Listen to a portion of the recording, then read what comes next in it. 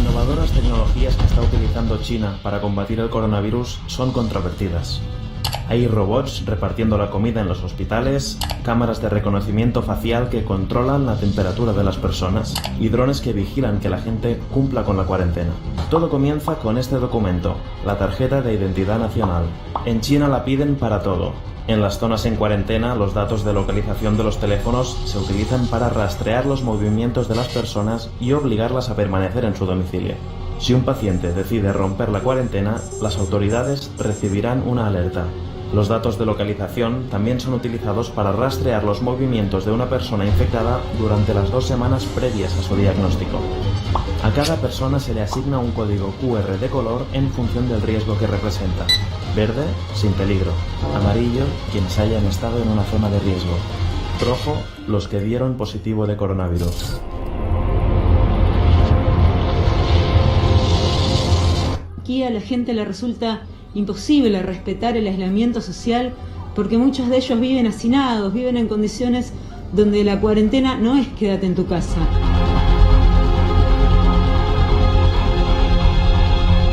Vivir acá la verdad que no es un privilegio, tenemos muchos problemas en el camino.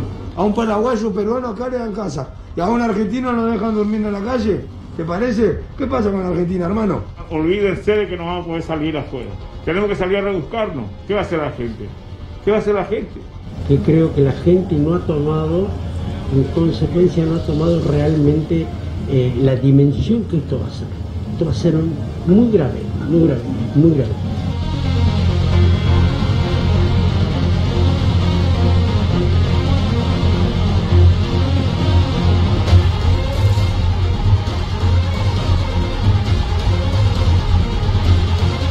¿Cuál es tu sueño de lo primero que querrías hacer cuando termine la cuarentena?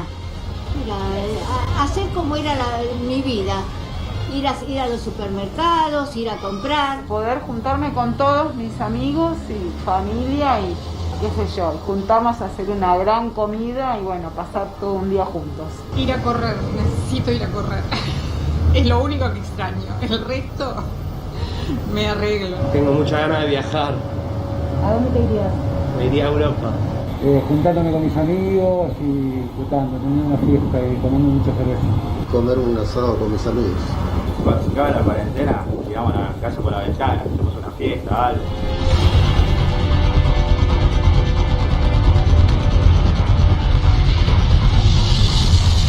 Desde hace varias semanas venimos analizando aquí en GPS los descuidos, ya sea por ahorro o por subestimar el coronavirus.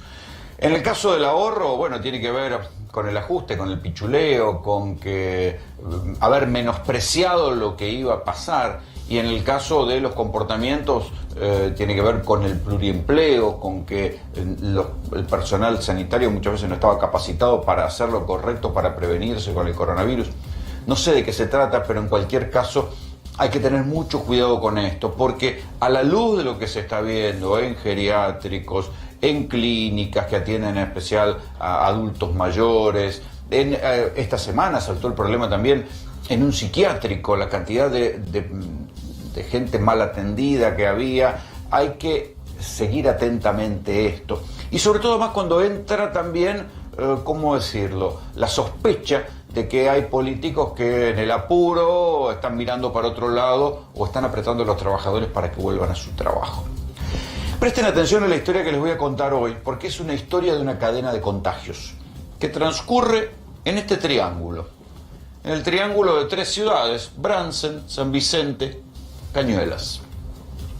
La cuarentena empezó el 20 de marzo.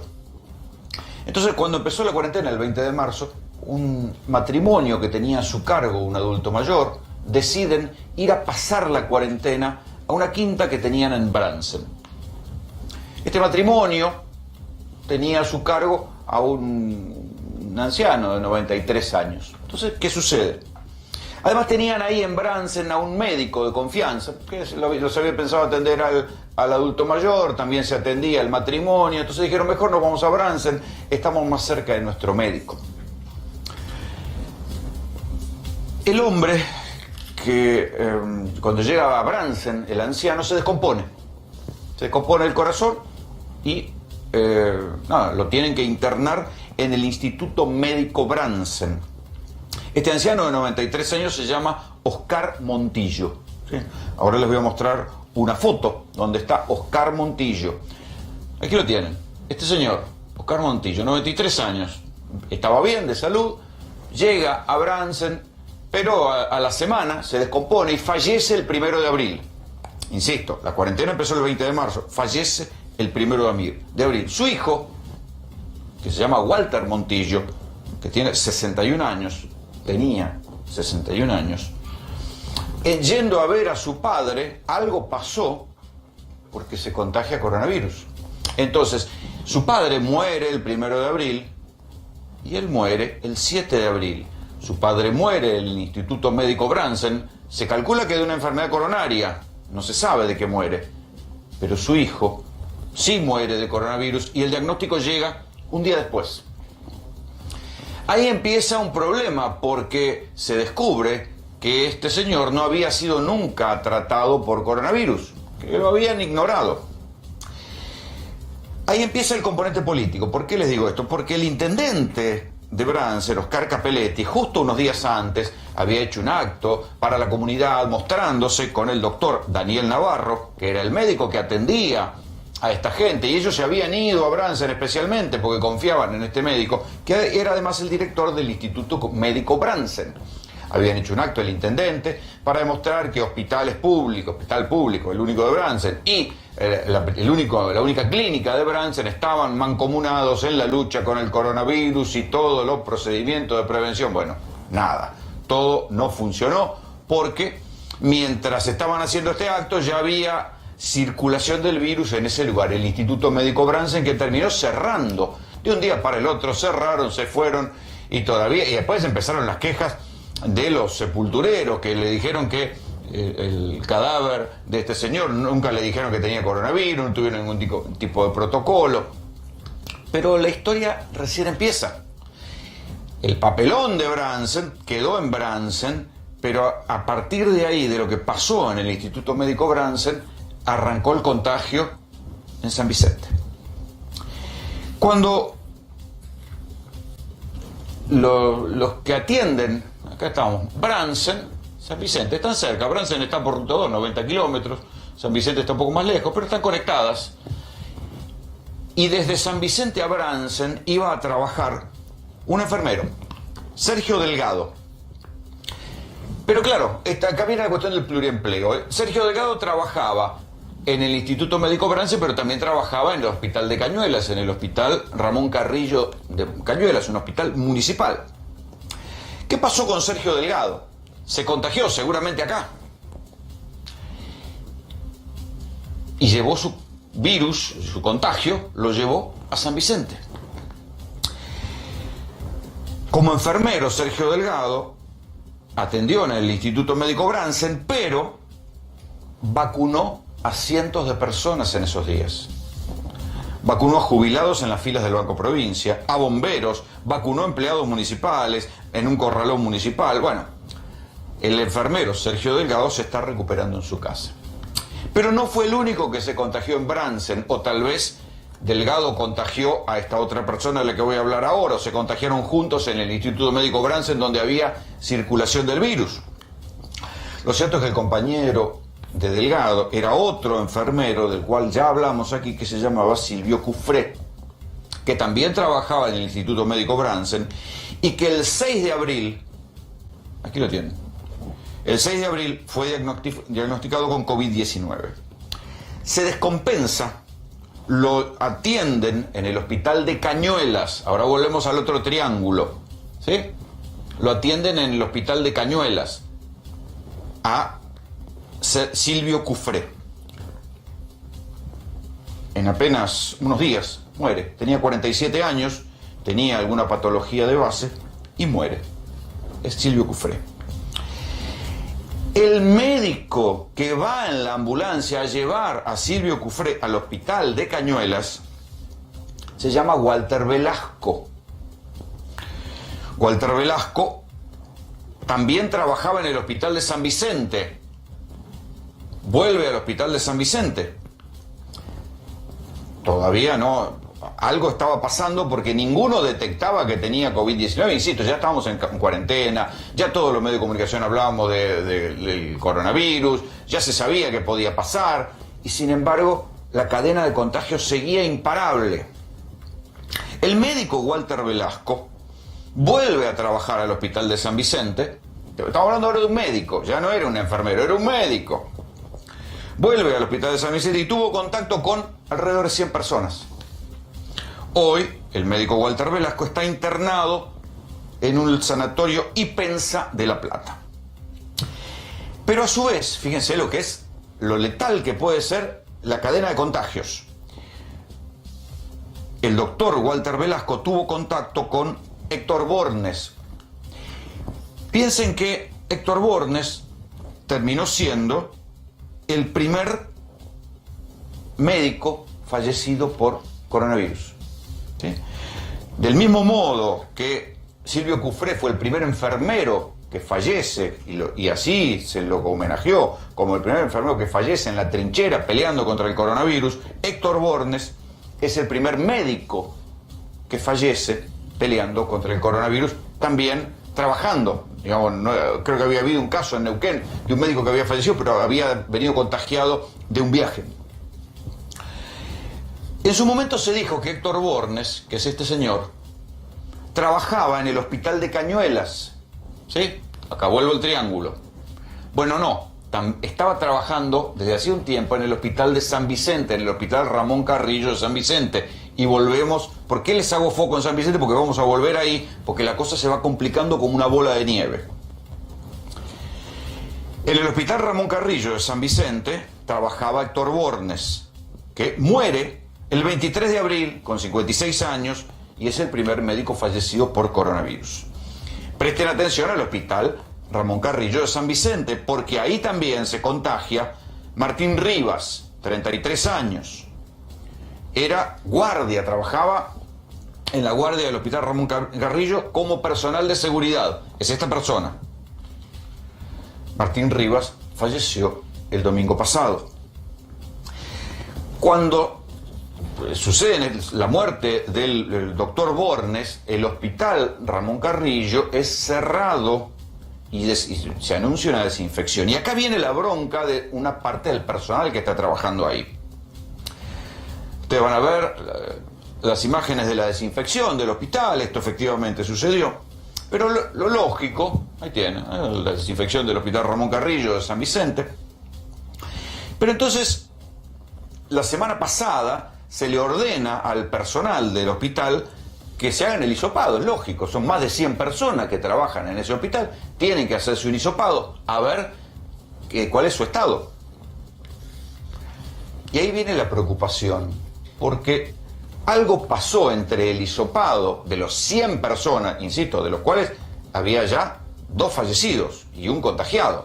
O sea, en ese hospital, donde también estaban trabajando los enfermeros, fallece un médico, fallece un empleado de seguridad, con lo cual había motivos para preocuparse. Sin embargo, después del hisopado, sin que se conocieran los resultados, le dicen al personal que vuelva a trabajar. ¿Cómo es esto?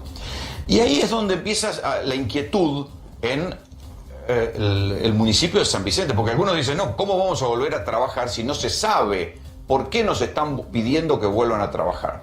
Escuchen este audio porque ahí empieza todavía, hay más preocupación del personal de salud del Hospital Ramón Carrillo de San Vicente. Escuchen. Yo todavía estoy por acá por el hospital.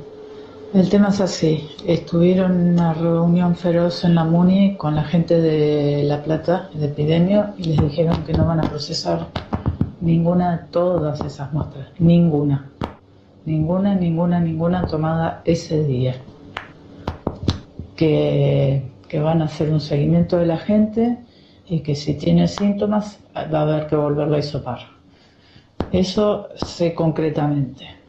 Ahora, recién estuve hace un rato charlando a ver qué conducta iban a tomar y qué iban a hacer y no saben dónde están parados. Por más que pida, como están en la tanda del viernes, no los van a procesar, no van a abrir los bultos directamente de esas cosas.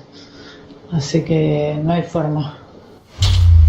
Bueno, ese audio es de la jefa del laboratorio del Hospital Ramón Carrillo. Tengo su nombre por aquí, se llama Patricia Noguera. Es un audio que circuló entre el personal del hospital. Imagínense la preocupación entre los empleados del hospital, ¿sí? Que dijeron, ¿cómo posible? No se saben los test, y el municipio mandó una nota al personal para que se reincorpore sin que se conozca el resultado de los hisopados. Entonces ahí el personal, que tiene mucho miedo de hablar, ¿sí? Que no están preocupados porque dicen, bueno, ¿qué va a pasar con nuestro trabajo? ¿Sí? Esta es la nota que manda los empleados municipales del hospital diciendo, ¿cómo es posible que nos pidan volver a trabajar sin que se conozca el resultado de los hisopados? ¿En qué condiciones vamos a volver a trabajar? Para que vean que toda esta preocupación no es un invento mío, tengo en línea a Ángela, es un nombre supuesto, es una empleada administrativa del Hospital Ramón Carrillo. Ángela, buenas noches, Graña te habla, ¿cómo te va? Hola, Rolando, buenas noches. Sí, por favor, contanos qué pasó y en qué situación están ustedes hoy. No, lo que estás contando, el viernes se hisoparon a la mayoría, ya habían hisopado algunos el jueves, y bueno, supuestamente no nos podíamos presentar a trabajar hasta no tener los resultados del hisopado. Pero ¿se conocen los resultados? ¿No están, no se los dieron a ustedes? O sea, a vos no te hicieron, ¿a vos te hicieron el hisopado? Sí, el viernes. ¿Y no te dijeron, sos negativa? No, porque los resultados supuestamente se mandaban a La Plata y recién después nos iban a ir avisando los resultados. Pero ¿y cómo si no se conocen los resultados les están pidiendo que vayan a trabajar? No te sabría decir. Lo que sí se dice en los pasillos es esto que acabas de decir vos, que no nos van a hisopar, que no nos van a dar los resultados porque no se mandaron. ¿No se mandaron? Porque, claro, según dicen el ministerio, dijo que no los iban a analizar porque no se podían hacer los test así masivamente como se habían hecho. Está bien, pero si se hacen los test hoy por hoy, digamos, ustedes son personal sanitario, tienen que, de alguna manera, tienen que testearlos. Es ilógico. Contanos, ¿cómo te sentís vos? Porque tengo entendido que no te sentías muy bien. No, hace tiempo que estoy con dolor muscular, dolor de garganta, y a partir de hace unos días estoy con temperatura. A ver, temperatura, dolor muscular, dolor de garganta, en estos tiempos es para preocuparse. Sí, el tema es que nosotros, yo creo que ya nos habían mandado a aislar, que había sido que habíamos estado en contacto el sábado con el doctor Velasco de Guardia. Nos mandaron a aislar porque el viernes anterior al 24, el viernes 17, nos hicieron la ficha epidemiológica. Pero como no teníamos síntomas, no nos hisoparon en ese momento. ¿Vos tuviste contacto con alguna de las personas que se contagió con el doctor Velasco, con alguno de los fallecidos? No, con los fallecidos no. Ajá. ¿Con Velasco sí? En contacto, sí, con Velasco y con otros miembros que sabemos que son COVID positivos del hospital. O sea que hay otros empleados que son COVID positivo también. Sí. Y entonces, ¿qué pasa? ¿Qué van a hacer? ¿Están volviendo a trabajar? ¿No están volviendo a trabajar? ¿Qué es lo que van a hacer? Sí, yo por el momento no estoy diciendo porque estoy así, pero tengo entendido de que... ¿Vos estás en cuarentena? ¿Que te están atendiendo? ¿Qué pasa? Sí, nos están haciendo el seguimiento con el 103 a las personas que tenemos alguna patología, o sea, que tenemos algún síntoma. A ver, un momentito. Doctor, ¿me ayuda? Buenas noches. ¿Cómo te va? Buenas noches. Estaba pensando en el tema de que ¿por qué no los hisoparon? O sea, ¿cuál fue y por qué? No, sí los hisoparon, no se conocen los resultados. ¿Pero por qué se negaron a hacer el análisis de esas muestras? Bueno, según nos dicen a nosotros, porque esto que yo te estoy diciendo es todo lo que pasa por el pasillo, ¿no? Lo que nos dicen a nosotros es que es porque en La Plata los desestimaron porque se hizo masivamente, no se puede hacer así masivamente. Porque estaban mal hechos, los desestimaron, está bien, pero si estaban mal hechos que los vuelvan a hacer, porque digo, no es joda lo que pasó en San Vicente. No creo que sea porque estén mal hechos, sino porque si uno se basa en el protocolo tiene que tener contacto estrecho con un paciente positivo, pero ellos tuvieron contacto estrecho. O sea, síntomas más contacto estrecho, o sea, tenés 3 síntomas de los que menciona el protocolo del Ministerio de Salud de la provincia de Buenos Aires, y no solamente eso, tuvieron contacto estrecho con pacientes que son positivos, ¿no es así?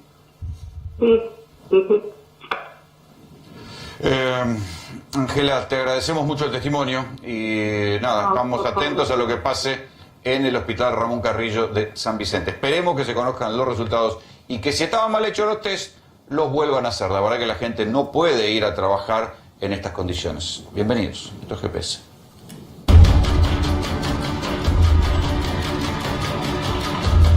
En el barrio 31 a la gente le resulta imposible respetar el aislamiento social porque muchos de ellos viven hacinados, viven en condiciones donde la cuarentena no es quédate en tu casa.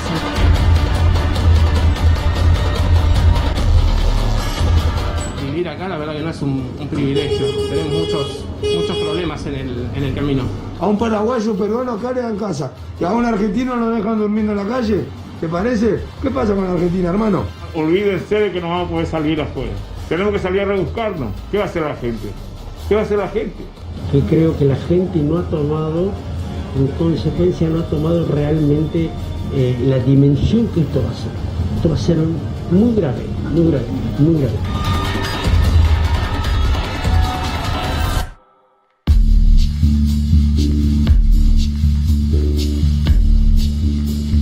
Estamos viviendo una situación bastante preocupante en el barrio, ¿no? La situación de hacinamiento del barrio no acompaña, digamos, a tratar de resolver este tema. ¿Tenés miedo al virus?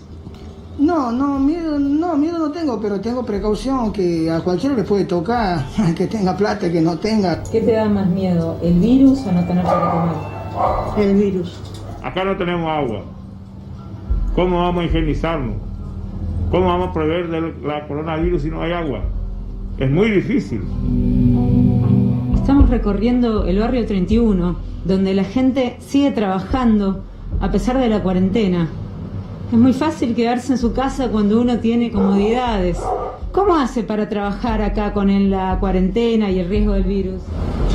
Hay que trabajar. Y la gente viene a comprar la comida igual. Igual viene, ¿qué van a hacer? Algunos no tienen gas, yo vendo todo cocido y vienen a preparar llevan para prepararse una ensalada, un guiso. Yo tengo que andar vendiendo con mi señora ahí, ¿te parece? A mí me sacaron del trabajo y de ahí yo tuve que ir a la calle, yo tuve que pelear con los giles en la calle, ¿entiendes? Y yo me hice, ¿entiendes? Y mis 2 hijos están cuidándolo, mi mamá en Temperley y mi suegra en Lanús. Pero estamos en la calle. ¿Por qué no nos dan un pedazo de lugar como le dieron a ellos? A ellos se metieron y nadie le dijo nada. ¿Y nosotros qué onda? Que estamos durmiendo en un cartón en la calle. Está todo podrido. ¿Y cómo haces para llevar el pan a tu familia? Cartoneamos, vendemos cosas que encontramos, todo sirve, todo suma. Nosotros hemos tenido que salir a 11 porque acá no hay nada. ¿Entendés? Vamos hasta 11 cartoneando, nos quedamos a dormir, venimos por el comedor, nada. Solamente vendemos esto y tratamos de no atender adentro. Pero aquí entonces la prohibición de vender ropa no corre. Hasta ahora no lo prohíben, pero no dejo pasar. Así como ves, lo tengo todo cerrado adelante. ¿Vendés barbijos y guantes? Sí. ¿Me los mostrás? Tenés esto a 3%. Y si no tenés los otros a 75. Difícil mantener la cuarentena en este tipo de zonas, en este tipo de asentamientos. La verdad que es muy difícil. Estamos caminando por la mitad del barrio 31. Está llenísimo de gente caminando, atendiendo, trabajando. ¿Esto para vos es un riesgo a la hora del contagio? Y la verdad que es un riesgo. ¿Y podés mantener la cuarentena? Mira, con la ayuda por ahí que tengo de mercadería, gente de la iglesia, visto que sí puedo mantener la cuarentena, no tanto, pero por lo menos tengo un plato de comida que tenemos que ir al comedor, mucha gente que va a los comedores aquí en la 31, es infinita la gente que va a los comedores buscando una porción de comida, de unas raciones, mucha gente, y aún gente que viene de afuera también a buscar la comida. ¿Cuántas personas viven acá con vos? Tengo mi hijo, mi nieta, mi hija, somos 4 permanentes. ¿Y a veces tienen visitas? Tengo mi nuera que vive enfrente y tiene 2 hijos, ella. Ellos lo que van y vienen. La cuarentena es bastante delicada porque A ver, hay situaciones que son desesperantes, que hay familias que no tienen para comer y tienen que salir el día a día, ¿no? Y hay otras que no. Pero bueno, acá dentro de lo que significa la parte interna de la 31, lo que tratamos de hacer, lo más en especial es cuidarnos y protegernos. No, hay muchos que no lo hacen, muchos que no lo hacen. Yo sé que hay gente echada de la ciudad, hostigada por no tener casa, incluso sin hogar, se vienen a vivir acá. Lo que tenemos en el barrio 31, ¿no?, es que es una situación de ubicación privilegiada. Tenemos 3 estaciones de trenes, tenemos inclusive la Casa Rosada a menos de 10 minutos. Entonces esto hace, ¿no?, que la gente venga a buscar alquileres más baratos. ¿Y dónde los encuentra? Acá en el barrio. ¿Cuánto sale pagar un alquiler acá? Y aquí aproximadamente en el 31, entre 3.000 a 7.000, 8.000 pesos, o 10.000 a veces, según, a veces son viviendas ya particulares con 2 o 3 habitaciones, 10.000 pesos, 8.000, fácil. Y los ancianos, que son la población más vulnerable a la hora de encarar el virus y la protección, ¿cómo lo llevan? Se los llevó a los ancianos en que no tenían ningún tipo de vínculos familiares quizás, o no tenían las posibilidades, ¿no?, de la mantención económica. Se los llevaron a 2 iglesias que hay en el barrio para resguardar su salud. Parte de nuestra tarea como sacerdotes, como iglesia, no es solo la evangelización, sino también acompañar a las personas en la situación del día a día, y sabiendo que la población de riesgo es la gente adulta, estamos abriendo estos hogares que son un refugio para abuelos sanos que van a hacerse unos estudios médicos, y una vez que sabemos que están sanos, pero que tal vez no pueden cumplir el aislamiento en sus hogares por la situación o de hacinamiento o porque están muy abandonados, vamos a abrir 3 de nuestras capillas que están preparadas para poder acogerlos como se merecen, para darle todos los servicios que necesitan mientras dure la cuarentena. Esta es la Capilla Virgen de Cacupé, que está en, digamos, casi sería como el centro geográfico del barrio, en una zona de mucho movimiento, una de las capillas también más amplias, por eso de las mejores o más aptas para poder hacer esta tarea de funcionar como un resguardo para los abuelos.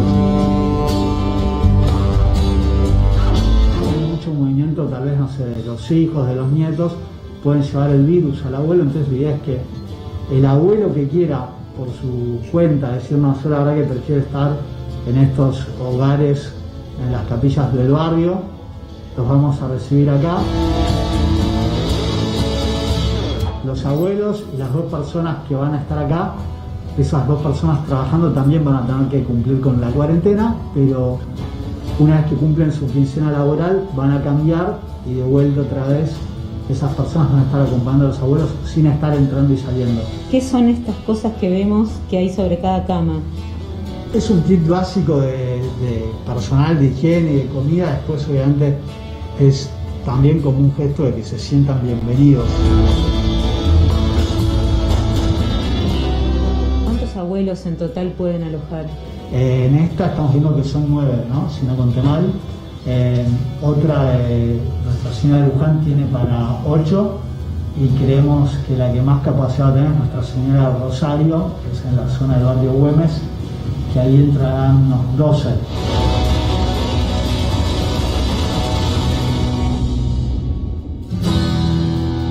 Aquí están las cifras, y en las 2 más grandes villas de la ciudad de Buenos Aires se multiplicaron los contagios. Cuando hicimos esta nota, hace 3 días, la cifra de contagios conocida era de 13 casos, y ya por la tarde en la Villa 31 se habían ido 57. ¿Sí? Esto es la velocidad de crecimiento, y cuando uno ve la circulación de gente dice, ¡epa! Y acuérdense lo que pasó en la Villa 1114, incluso yo les diría con una mirada maldita, que no me falta, cómo fue la secuencia. ¿Se acuerdan que nosotros hace ya casi un mes, aquí en GPS, cuando hablamos de la mano dura sanitaria, mostramos, entre varios videos que se habían quedado grabados, sobre cómo la policía de la provincia de Buenos Aires y Gendarmería maltrataba a la gente, incluso la policía del Chaco también, maltrataba a la gente para que se metieran adentro en las casas? Había un video donde en la Villa 1114 habían quedado registrados unos muchachos que los hacían ir como en cuclillas, caminando con las manos atrás para que fueran a la casa, y los iban arreando caminando en cuclillas a la casa los gendarmes. La difusión del video hizo que suspendieran a los gendarmes. Otro tanto pasó con los policías de la provincia de Buenos Aires, y desde entonces ya no se conocieron estos casos así de abusos policiales o de fuerzas federales. ¿Y qué pasó a la semana siguiente? Boom de circulación, un video difundido de lo que pasaba en la Villa 1114. Claro, cuando parece que fue una especie de vendetta, cuando le sacaron la mano dura a los gendarmes, la Villa 1114 estalló de gente circulando, la gente sacaba los puestos a la calle, salieron a vender, y se conoció ese video donde se parecía a la calle Florida en los momentos de esplendor. ¿Qué pasó en la Villa 1114? También los casos se elevaron rápidamente a 48, con lo cual se ve que las villas de la ciudad de Buenos Aires, con alta circulación de gente y hacinamiento y todo lo que ya sabemos de las villas, por lo menos en Ciudad de Buenos Aires, son problemáticas porque se han multiplicado los casos en los últimos días. Yo no sé exactamente cómo será en proporción el crecimiento, pero los casos se multiplicaron en los últimos días. Doctor, ¿qué veía usted en esas imágenes? No, estaba viendo nada, el tema de lo que veníamos hablando. Esto es lo que no tenía que pasar y es lo que está pasando. El tema de la gente en la calle, el contacto estrecho. La gente se pensó que el barbijo le iba a salvar la vida, y lo decimos desde el primer momento. El barbijo lo único que hace es trata de evitar que vos inhales lo que el otro... No, exhales, y si vos estás contagiado, contener el virus dentro de ese barbijo, pero el barbijo mal puesto, todas condiciones que sabíamos que nos iban a complicar, y sobre todo en estos lugares de hacinamiento, donde hay alta densidad poblacional. Porque el problema es ese. El problema nuestro es la alta densidad poblacional en lugares muy cerrados, como son las villas. Ese va a ser nuestro mayor problema. Sí. Fernando Cerolini acá me acotaba con una dosis de razón que no es lo mismo una villa de Ciudad de Buenos Aires, de alta densidad, que las villas de provincia de Buenos Aires, donde ahí están más acotadas. Están más cercadas, entrar y salir no es tan fácil. Acá se veían gente del comercio, gente que estaba vendiendo ropa, gente que estaba vendiendo soda, que entraba y salía.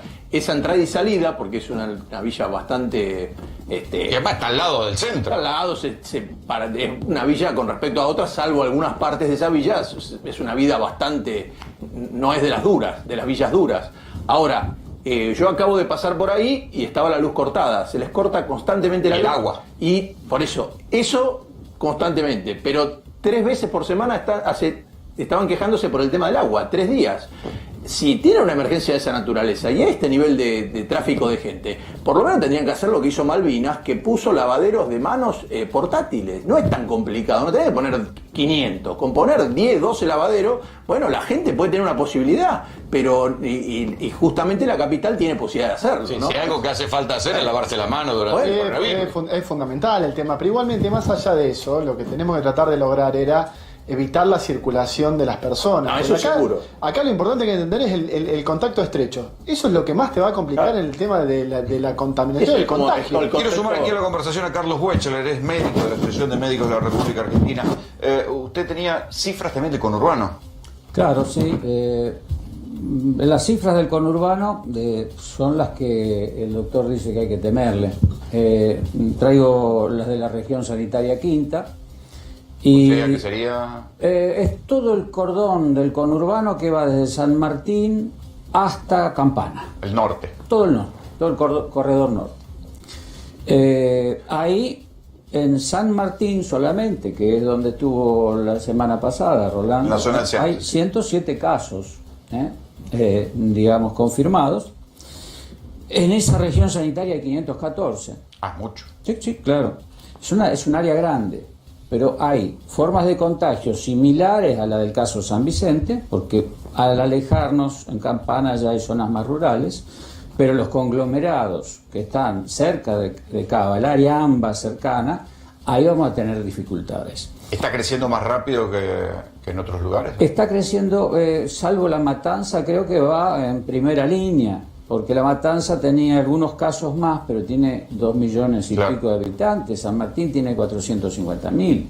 Entonces alarma este número, que es al 30 del 4. Seguramente en la zona de San Martín estamos hablando también de varias villas. Claro, a ver, San Martín tiene 120 asentamientos. Por eso.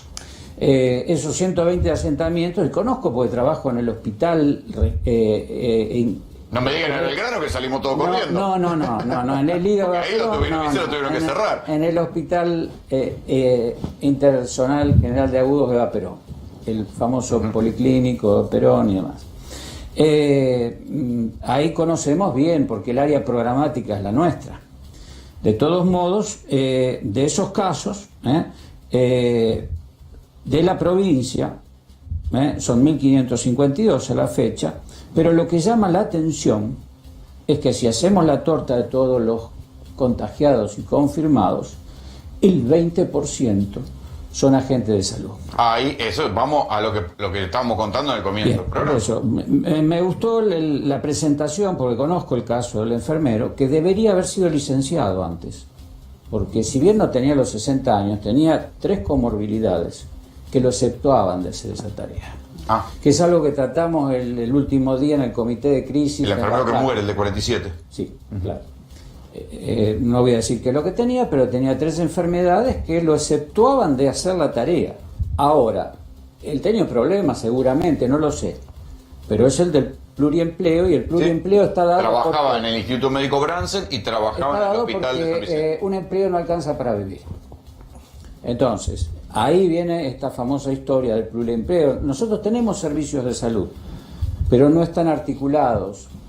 Entonces, funcionan anárquicamente. No tenemos un sistema de salud, tenemos un modelo de trabajo y un modelo de salud fragmentado. En todos esos lugares, sobre todo clínicas y sanatorios que mencionaste recién. ¿Pero qué quiere decir? ¿Que a un médico no le alcanza con un laburo en un hospital? No, el ingreso a la provincia por 36 horas semanales era de 41.000 pesos. Claro. O sea, hablamos de salario básico, 40 a 7.90 creo que es. O sea, estamos caminando la raya de la pobreza. Nosotros lo contamos 1000 veces también. Bien. Ahora se ve el costo de haber cortado tanto el presupuesto de salud durante todos estos años y haberle bajado el sueldo a niveles miserables a los médicos. Yo voy a decir algo que no va a gustar, y a muchísimos. Adelante. Si juntamos todos esos subsectores, sobra plata. ¿Cómo sobra plata? Y sí, claro. A ver, si yo dejo... no es mi caso, pero los médicos trabajan entre 2 y 4 lugares. Y si son jóvenes, hasta más. 2 y 4 lugares. Sí, eso es. O sea que frente a una enfermedad, un virus como el coronavirus, los médicos están circulando de trinchera en trinchera. No. Exactamente. Son una bomba de tiempo. Y cruzándose. No. Es decir... Sí, a ver. No, pará. Quiero algo que me parece que tenemos que tratar de dejar en claro. Nosotros no somos los responsables, porque ahora lo que puede pasar es lo que está pasando, de que culpen a los médicos, que son los responsables de esparcir el virus. No. A ver, ¿el médico tiene que trabajar en muchos lugares? Sí, porque si no, no alcanza. Pero también si el médico trabaja en todos esos lugares con todos los elementos de protección como corresponde, tiene muchas menos chances de enfermarse y de trasladarse. ¿Sí? Bueno, sí, que claro, así como tiene que ser. Te respondo. A ver, clínicas y sanatorios echaron a una médica por reclamar barbijo triple tableado. Es decir, la echaron, punto. A ver, yo ahora estoy como mundo laboral acá, no como... Yo soy diabetólogo, nutricionista, o por eso soy epidemiólogo o infectólogo, y tenés razón en lo que decís. Nosotros no somos el vector, somos tampoco responsables de esto. Acá hay otros responsables de que este modelo funcione así. Un Estado tiene que estar presente. Nosotros llegamos a tener un sistema de salud allá en la década del 50 y lo fuimos dejando, se quiso regenerar en la década del 60, hasta íbamos a producir fabricación propia de medicamentos y se tuvieron que ir todos. Bueno, ahí ese sistema se desmembró totalmente, y si vos vas a clínicas y sanatorios, el 70 al 90% de los profesionales médicos trabajan de forma precarizada. En negro, lo que la OIT dice, economía informal. Entonces te voy a hablar desde el mundo laboral ahora. Economía informal es trabajar en negro. Es decir, lo mismo que un changarín, punto. Te pago la guardia cuando te fuiste, a veces le dan un cheque a 45 días y andate. ¿Le puedo hacer una pregunta que tiene que ver con esto? que a mí me llama la atención, ¿no? Que dicen, el enfermero no tendría que haber estado trabajando porque tenía 3 comorbilidades. ¿Quién se lo pagaba? Mi pregunta es, antes del coronavirus, ¿un enfermero puede tener 3 comorbilidades y convivir con un montón de enfermedades más? Sí, Digo, claro. es decir, que el coronavirus es un supervirus terrible. Bueno, el doctor por ahí te va a hablar que este virus tiene una particularidad, la alta contagiosidad. Si yo te digo, el virus rabia es más malo, y sí, porque tenés uno y significa muerte, pero la contagiosidad es bajísima, te tiene que morder a un animal. Por eso, como esto no hay, para que la gente tenga que dejar de trabajar, que habitualmente por eso trabajaba. estamos todos locos. Y el contagio horizontal, que el doctor por ahí también pueda sentir, es lo que nos está pasando ahora, directo e indirecto. Porque no solo está el contagio que yo puedo establecer con otro humano, sino que también las secreciones quedan. El virus vive. Vive en el plástico 3 días, en el cartón 1 día, en metal también 2 días. Entonces, eso sí que vamos a volver a la cuestión médica y a la situación de los médicos y cómo los médicos terminan siendo, a partir de lo que pasa cuando ingresa el virus en un lugar que está mal preparado, sea una clínica, sea un geriátrico, empieza a circular como una piedra en el agua y a armar círculos concéntricos en la sociedad. Pero también quiero volver a la cuestión social, lo que estábamos diciendo, decir, ¿qué pasa cuando entran en los lugares precarios? Les mostramos lo que pasa en la Villa 1114. Mi amiga Soledad Largui aquí, que yo siempre digo que es la mejor cuando sale a la calle, se dignó a salir a la calle. ¿Viste? Se dignó a salir a la calle. Me inspiraste vos, o sea, no podía ser menos. Y vio esto.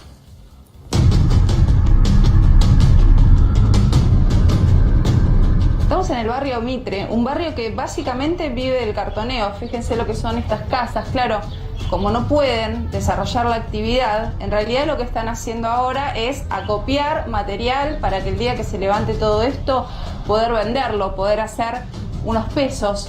La realidad de cada una de las familias es realmente desesperante. Viven de comer en un comedor y viven también de los pesos que les pueda dar el gobierno, pero es repetido en cada casa. Van acopiando material para el día que se pueda ir a vender. Todo esto que ves acá, más o menos son 700 pesos para esta familia.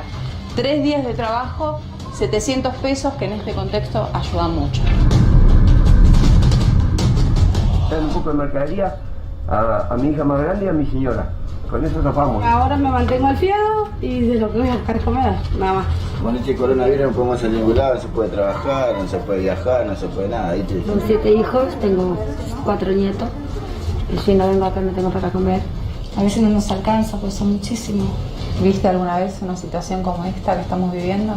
No.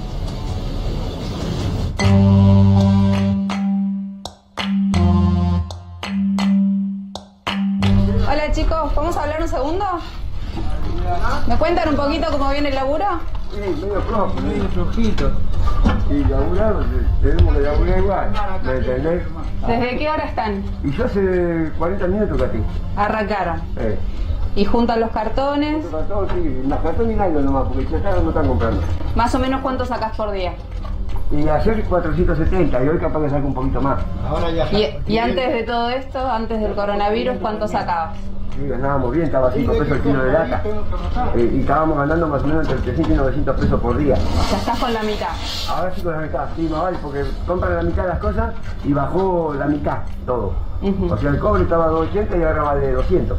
¿Y cómo haces para que alcance con la mitad? Me dan un poco de mercadería, yo tengo 5 pibes, vivo cada vuelta. Me dan un poco de mercadería a mi hija más grande y a mi señora. Con eso zafamos, y yo limpio los mayoristas, vamos zafando. Mira, por ejemplo, el nuestro tuvo paquetes de fideo que se rompen, me lo dan para mí, ¿viste? Todo lo que se rompen en mayorista te van dando. Me van dando cosas que me sirven, ¿viste? Que las cosas que están vencidas no.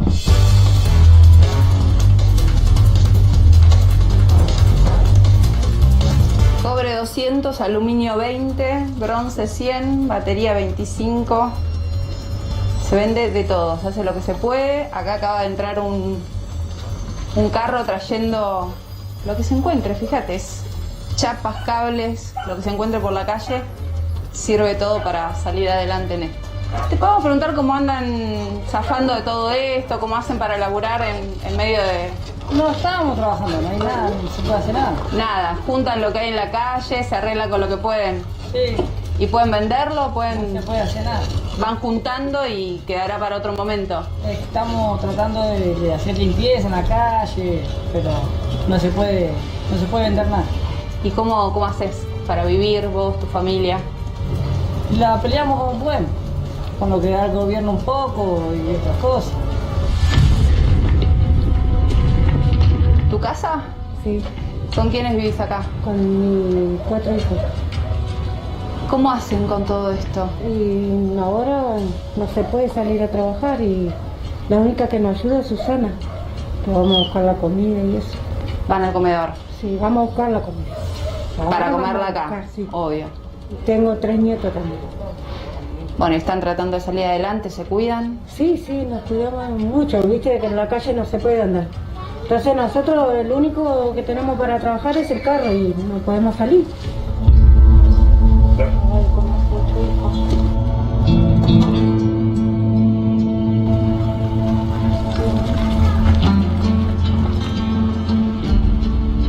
¿Cómo la vas llevando? ¿Vos vivís del cartoneo? ¿Vos salís en el carro? Sí.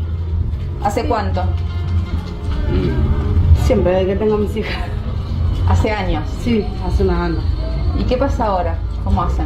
No, y ahora ves, yo junté, pero no se puede entregar, no se puede. Igual ya no te dejan salir, no puedes salir. Y bueno, y ahora me mantengo al fiado y de lo que voy a comer, nada más. O sea, todo esto lo fuiste juntando acá para cuando se reactive un poco la cosa poder venderlo. Sí. ¿Cuánto tenés acá, por ejemplo? Si tenés que sacar un cálculo, ¿cuánto te dan por esto? No sé, 700 pesos. 3 días de trabajo. ¿Cuántos chicos? 8. ¿Y todos viven de lo que podés conseguir vos? Sí. ¿Tiene alguna ayuda del gobierno? Sí, tengo asignación universal por los 5 chicos. Sí, con eso estoy tirando, pero bueno, ya no canso. Si ni champú tengo. ¿Cómo te cambió la vida con el coronavirus y con todo esto que está pasando? Oh, mal. Mal, muy mal. Se enferman todos los chicos, ¿no? ¡A bañate que tenés que ir a la salita!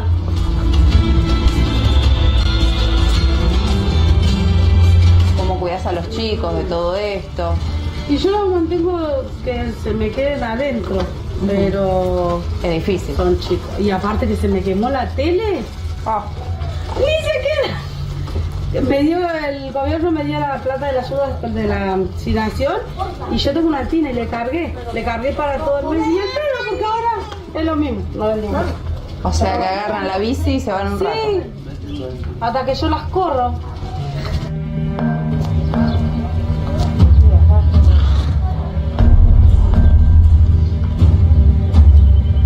¿Cómo andan con y todo acá esto? estamos, con este coronavirus no podemos salir a ningún lado, no se puede trabajar, no se puede viajar, no se puede nada, ¿viste? Si no está en blanco, como yo laburo en negro, no tengo ni el papel, ¿viste? Para viajar y no, desde que empezó todo este problema no puedo salir a laburar, nada. ¿De qué trabajas? Y albañilería está, todo albañilería.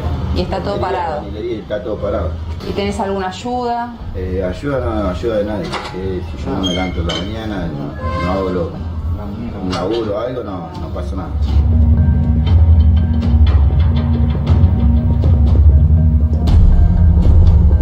Nos metemos en este comedor, las voluntarias de María, y vamos al encuentro de Susana. Hola, ¿cómo están? Permiso. ¿Y estas ollas más o menos para cuántas personas son? Y para más o menos son familia, no tenemos una idea, pero hasta que se termine, vienen muchos tuppers. Vos viste la cola que hay y hacemos, pero antes de que esté la cuarentena, le damos de comer 217 chicos y 100 adultos. Sí. Platos. Pero ahora es tupper y por eso no nos alcanza la comida. Se llevan más, por la vianda Claro, para comer en sus casas deja de ser un plato Sí. y es más comida. Sí, sí. ¿Estás recibiendo ayuda? ¿Cómo haces? Son muy pocos. Necesitamos alimento. Son muy pocos los que ayudan, son particulares. ¿Te pasó de que siga habiendo gente afuera y vos ya no tenés comida? Sí, ¿No tenés para siempre. darle? Sí, ahora vas a ver que se quedan sin comida. Y eso te da pena decir que ya no hay más.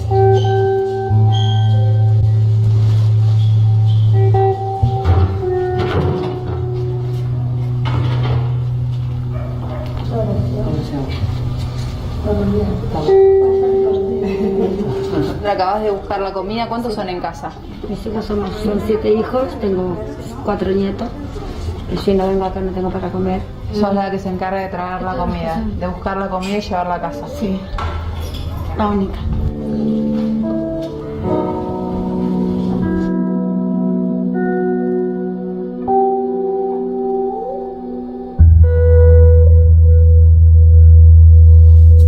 A partir del coronavirus se empezó a revisar y a recordar lo que había pasado en anteriores epidemias. Y tanto en epidemias cercanas, la de la gripe A o gripe porcina, ya por el año 2008, como la gripe española entre el 2018, mejor dicho, el comienzo del siglo XX, en 1918, 1920, era directamente proporcional cómo aumentaban los casos en las condiciones de hacinamiento. Por suerte, todavía en la Argentina, recién veíamos el caso de la Villa del 31, la Villa 1114, donde están creciendo los casos, pero todavía no se dispararon los casos. ¿Por qué?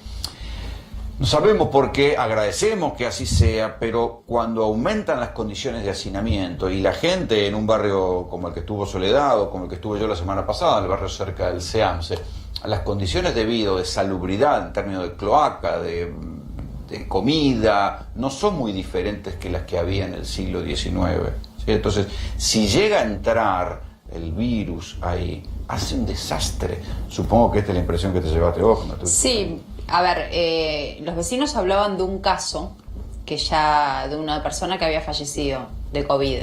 Incluso su familia estaba en cuarentena, tratamos de averiguar dónde era. Bueno, era por varios vecinos confirmado que era del lugar, pero no tuvimos acceso.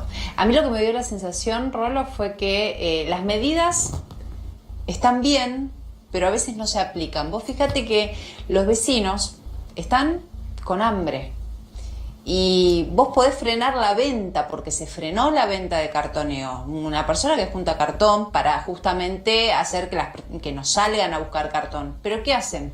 Acopian material en la puerta de su casa. O sea que el recorrido por el barrio y por los barrios lo siguen haciendo. Por eso es muy difícil cuando se habla de conciencia social. Una persona que recorre el todo lo contrario a la cuarentena. Claro. Anda picoteando por todos lados. Anda picoteando y tocando todos los objetos que no se pueden tocar. Y ahí no hay guante. Y acopiándolos.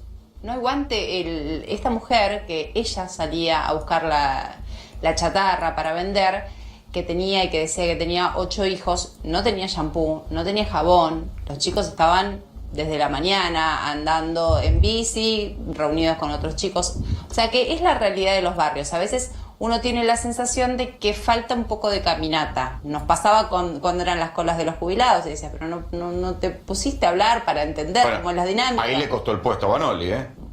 Esa escena bestial le terminó costando el puesto una semana después. Hay muchas ideas que están buenas, pero que en la práctica son bastante más difíciles. Doctor, cifras, casos. A ver, yo quiero... Cuando usted ve esto, tarde o temprano van a llegar a un hospital. Claro, sí. Quiero reforzar algunas ideas.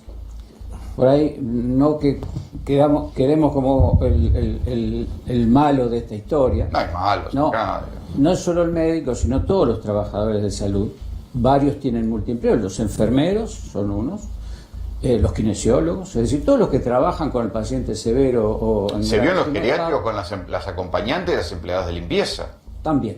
Limpieza es otro tema, pero después si quiere lo hablamos. En los establecimientos, porque recién hablabas de la higiene, que es fundamental y vital en todo esto. Pero, a ver, cuando enfocaba números o casos, yo quiero resaltar algunas cosas. Es decir, el tener un sistema de salud haría que las medidas que se está tratando de integrar en La Plata funcionen para todos los establecimientos de una misma manera. ¿Públicos y privados? Claro, sería integrar eso. Ahora, en este momento, si usted me habla de hace 3 semanas atrás, es verdad, no existían elementos de protección para la bioseguridad del trabajador. Entonces, y los que había eran malos, y por ahí... ¿Se lo empezaron a corregir aceleradamente? ¿Cómo? lo empezaron a corregir aceleradamente. Bueno, los vuelos de aerolíneas, yo tengo que decir, soy testigo de eso porque lo vi en el hospital del Dique el martes pasado. Están abarrotados de sus insumos y de buena Los que calidad. trajeron de China. Los que trajeron. Y tengo que decir que está viniendo un barco con 200 toneladas y que la máquina que hace barbijos, que creo que hace 7.000 por hora, recién Alberto Fernández la estaba inaugurando en San Martín como polo industrial y con todas las medidas que corresponden. Es decir, no quiero hacer más barullo del que hay, pero sí tengo que mostrar que parte de las repercusiones de esta enfermedad las vamos a tener por estas cuestiones, por el multiempleo.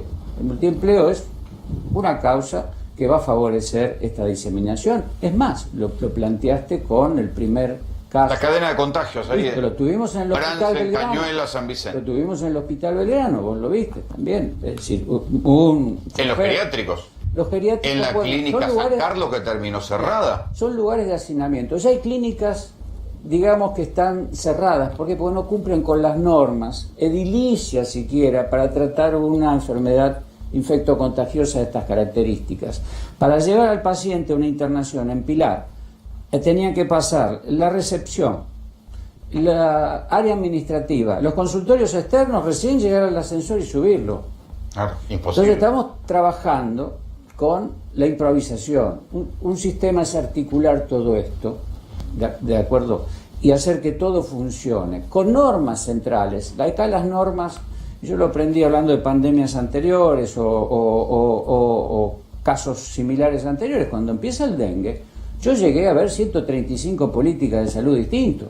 Algunos decían que hay que echar flit, otros con una palmeta. Y bueno, ¿por qué? Porque cada municipio o estado municipal se hacía cargo. Y no puede haber 135 políticas en un territorio. Quiero que el doctor Salemi me muestre que tiene en esa bolsa, porque se habló mucho, es más, lo conté yo aquí la semana pasada, el escándalo que había habido cuando se supo que el gobierno de la ciudad de Buenos Aires tuvo que echar funcionarios porque estaban autorizando licitaciones de barbijos, barbijos un poquito superiores, similares a los famosos N95, a 3.000 pesos cada uno, cuando en verdad salían 1.000.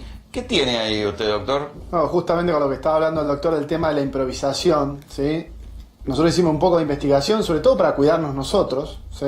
Y lo que encontramos, y que de hecho lo fui a comprar yo, ¿sí? Es esto. Es decir, no es muy masculino, pero no importa, ¿sí? ¿Solo había rosa? Solamente había rosa. Pero ten en cuenta esto. A ver, hablando con nuestros colegas de Europa y de Estados Unidos, dicen, muchachos, nosotros los N95 se nos acabaron y no los vamos a poder conseguir porque no se pueden fabricar. Estamos usando semimáscaras o máscaras completas. Una semimáscara alemana, ¿sí? De buena calidad, que la verdad que tiene, y es mucho más cómoda que el N95, con sus más cómoda que un barbijo. Más cómoda que el barbijo, que el N95 del que estamos hablando, con sus filtros que están cerrados, ¿sí? Vamos a tomar ahí, Marquita, ¿sí? Si ustedes ven, ¿se logra ver bien ahí? Sí, sí. Bien, si ustedes ven que tiene las normas NIOSH, que se regula. Está bien, ok. No, pero mostrame la máscara. No, pero para hablar bien, sí, para ver que sean las cosas bien. Este filtro filtra el 100% de las partículas y se puede mojar. Dura entre 1 y 2 meses, ¿sí? ¿Sabes cuánto vale todo esto? No. Lo pagué yo, 3.205 pesos. Lo mismo que pagó la ciudad por un barbijo que hubiera durado ¿cuánto? 8 horas. ¿Esos N95 duran 8 horas? 8 horas, claro. Si vos lo tenés durante 8 horas respirando ese barbijo, se humedece y después ya no se tira más. Sí, ahora hay un montón de 3M sacó un comunicado de están viendo cómo pueden hacer para reesterilizarlo o decontaminar. Pero una máscara de esa de 3 lucas y dura un mes. Claro que es muy superior, porque esto es un P100, filtra el 100% de las partículas y encima se puede mojar. O sea, el N95 no filtra aceite, quiere decir que no se puede mojar. ¿Y eso se fabrica en Argentina? No, esto es alemán. Ah.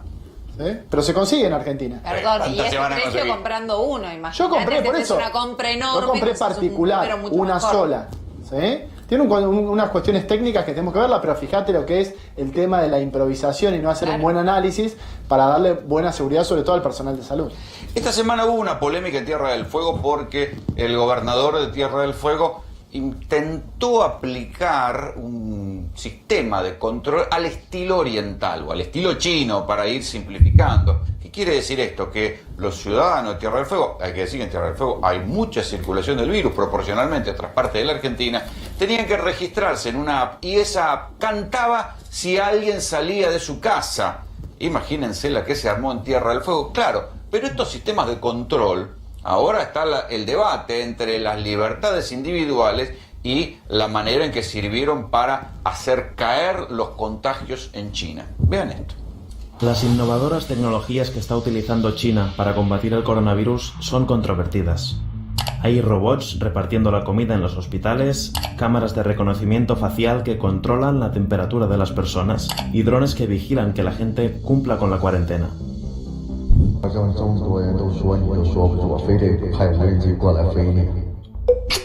El sofisticado y polémico sistema de vigilancia de China, utilizado para rastrear a sus ciudadanos, ha demostrado ser extremadamente eficaz durante la pandemia.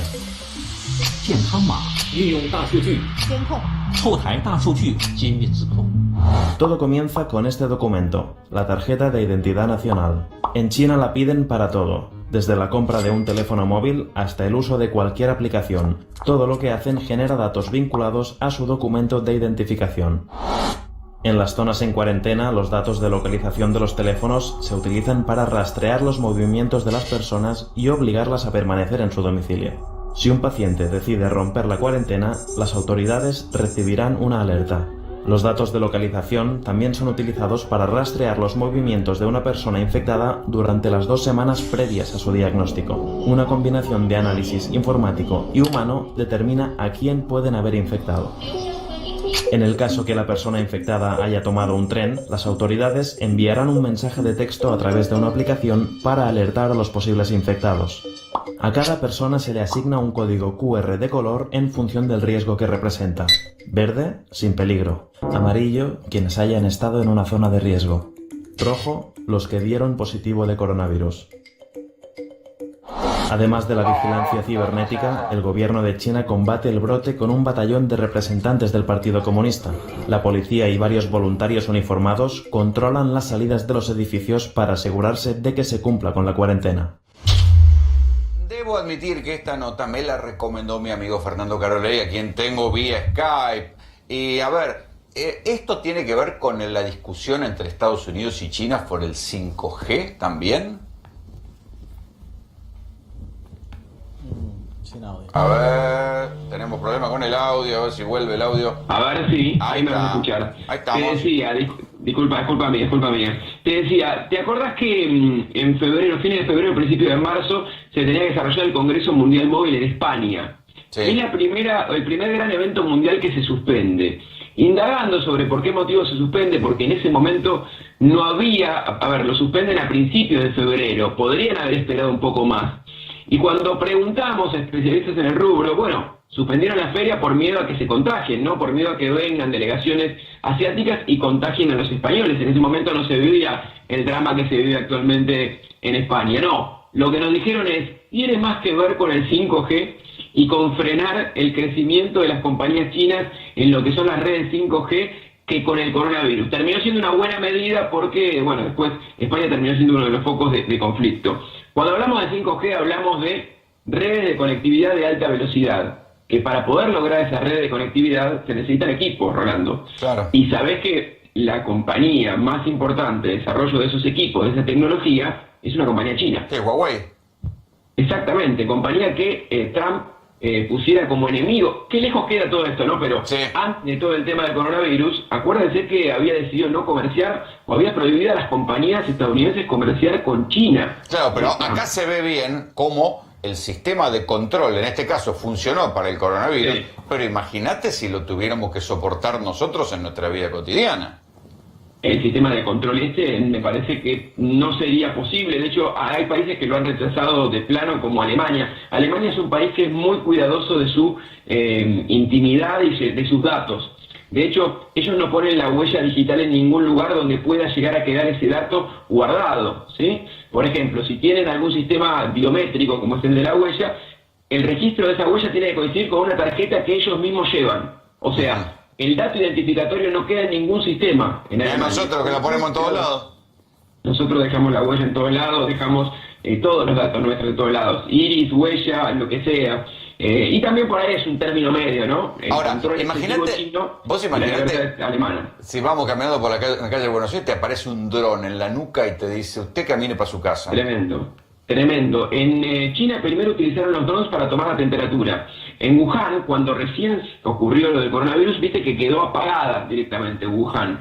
Lo que hacían era con drones se acercaban a cada ventana y tomaban la temperatura de cada una de las personas que estaban en el edificio. Pero después lo utilizaron para eso que veías en el informe, para perseguir a la gente que no cumplía con la cuarentena. Acordate que cuando veíamos eso, decíamos, qué lindo el dron, qué adelantado, cómo te toma la temperatura. Lo que no sabíamos que eso iba a parar a un archivo y el tipo tenía que quedarse en la casa y era un sistema persecutorio porque a su vez sabían cuánto tiempo tenía de cuarentena y cruzaban todos los datos. Estamos en el límite de ver un control total de un Estado y de un partido, el Partido Comunista Chino, que como decía el informe desde hace tiempo viene armando este control, a ver medidas que algunos países adoptaron porque dijeron, hay cosas que nos pueden servir. El tener datos de los celulares y aprovechar la geolocalización de los celulares, que es la posibilidad de ubicando las antenas o vías GPS, saber dónde está la persona, saber cuál es el movimiento que hay.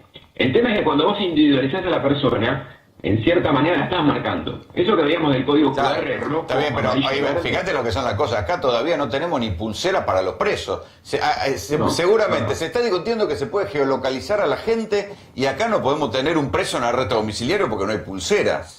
Eso es verdad. Lo que pasa es que en el caso de los celulares estaríamos utilizando un elemento que todos tenemos en la mano, ¿no? Porque hay 60 millones de líneas de teléfono en la Argentina. O sea, si hay algo que no le falta al argentino es un celular. Por eso podría, mediante celular, controlarse un poco más. ¿Qué intentaron algunos estados intermedios? De hecho, la Argentina lo hizo. Una aplicación de descarga voluntaria para los pobladores de la Argentina, se llama COVID-19 justamente la aplicación, que te permite hacerte el autochequeo y de esta manera tener un control de cómo está la población. Ojo, los que venían del exterior tenían que bajársela de manera obligada, la aplicación esta. De hecho, lo tienen que hacer aquellos que están regresando de a poco, tienen que bajarse la aplicación y en esa aplicación constatar cuáles son los síntomas, si es que tienen alguno, y también que se chequee que cumplan con la cuarentena. Sí, hay otro debate que, si querés, más filosófico, que dicen que cada vez que hay una emergencia y se avanza sobre los derechos individuales, después no te lo devuelven. En Estados Unidos pasó eso con los atentados del 9/11 y ese derecho a meterse en los correos, que viste que tienen el sistema, se pueden rastrear de a miles de correos a ver qué estás hablando en las conversaciones, nunca más se volvió atrás. Imagínate si esto llegara a pasar con la excusa del coronavirus. No, porque una vez que se gana algo, una vez que se gana terreno en algo, no se retrocede. En este momento fue la seguridad. No quiero ni imaginarme cuando podamos, Dios quiera, volver a volar, la cantidad de medidas de seguridad sumadas a la de higiene que vamos a tener. De hecho, sería generar una polémica acerca de, en el momento en el que tengamos la vacuna, si van a obligarte a tener la vacuna para poder volar por el mundo, y hasta se había manifestado Novak Djokovic, el conocido tenista, que había dicho que él no pensaba vacunarse de ninguna manera, no quería que lo obliguen a vacunarse para poder volar por el mundo. Bueno, hay que ver, vamos a vivir un mundo diferente, Dios quiera que tengamos esa vacuna, y después va a haber que ver de qué manera vamos a movernos por este mundo. Fernando, muchas gracias. Por favor, muchas gracias. A ver, fíjate que lejano suena todo, ¿no? Sí. Que se esté discutiendo controlarte por 5G cuando en el barrio donde vos estuviste acumulan para poder cartonear como en el siglo XIX. Y olvídate de las tobilleras, el ejemplo que diste vos. Y se me ocurría también, acordate cuando pusieron el sistema de reconocimiento facial en algunas estaciones de subte, a propósito de dar con personas que estaban... El lío que se armó. Sí, porque no habían actualizado la base de datos y salieron a detener a cualquiera. Sí, y el lío que se armó de que eso violaba la intimidad. O sea, nosotros estaríamos años luz de un sistema así. No sé, algún día, mirá. ¿Vos decís? Todos. Un dron acá atrás. Un dron que te diga. Un dron que te habla. Están hablando todos como de esto de la pelea de China con Trump, que había empezado económica y que después se volvió por el COVID. Hoy se cayeron todos los mercados porque volvió a hablar de poner barreras económicas. Y los capitales norteamericanos están viendo que hoy China volvió a abrir. Hoy estaban empezando a caminar por la muralla china. Los chinos abrieron todo en un 30-40% de tráfico para que vuelva, por ejemplo, la ciudad prohibida. Va a entrar un tercio de los que entraban antes a visitar, tienen que mantener distancias, pero está empezando a Ya en la funcionar calle todo. no hay ni distancia social en China. Es impresionante, las imágenes los ves todos juntos. Por eso, ya está. entonces los capitales norteamericanos, fuera. sabiendo que Estados Unidos todavía va a tener que estar cerrado, esto no le gustó nada, dice, no vamos a poder ir a poner lo que está activo. Entonces, otra vez empieza la guerra. Mañana, Lea va... Ahora arrancamos con el bloque económico. Sole, doctor, muchísimas gracias por haber venido. Gracias. Ahora arrancamos con el bloque económico y sobre todo vamos a empezar con este gag. Esto que van a ver ustedes es un gag, un humor que hay en España, pero cualquier similitud con lo que pasa con los bancos en la Argentina no es pura casualidad. Véanlo.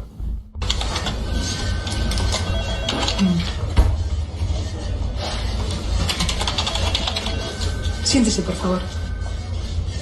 Muy bien. Gracias.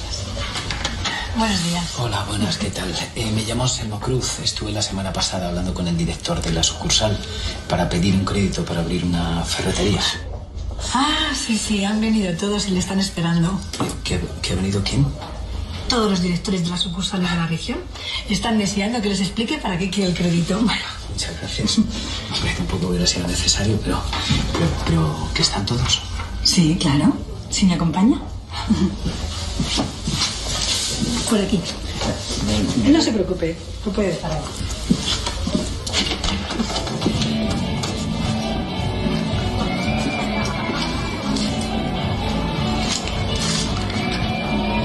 Mucha mierda, Anselmo. ¿Sí o qué? ¿Sí o no?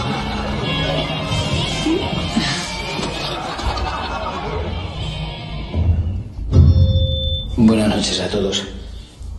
Bueno, antes que nada, muchísimas gracias por haber venido. Me llamo Selmo Cruz y estoy aquí porque he venido a pedirles un crédito para abrir una ferretería. Aunque soy autónomo, les doy mi palabra como garantía de que les voy a devolver todo el dinero.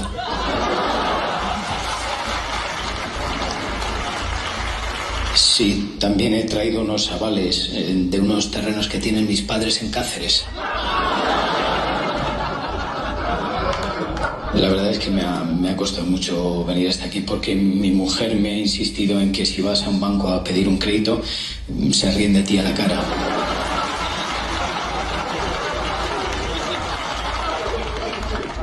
Le he dicho que no, mujer, que no. Tampoco hay que generalizar. Hay banqueros que piensan en el ciudadano.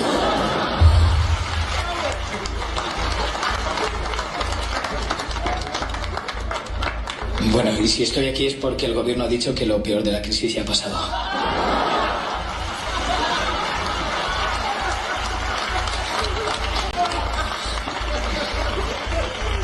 Bueno, a lo que iba, con un crédito de 50 o 60.000 euros tendría suficiente.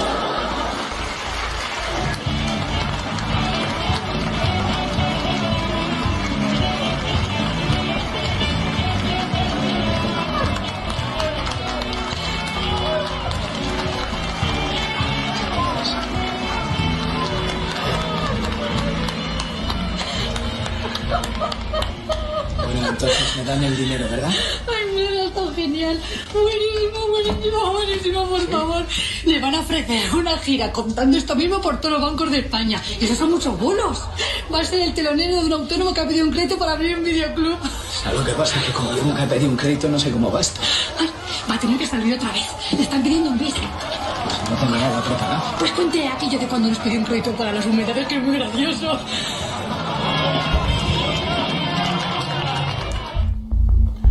Bueno, cualquier similitud entre la realidad y lo que pasa en la Argentina, ya saben, porque esto es lo que se está discutiendo.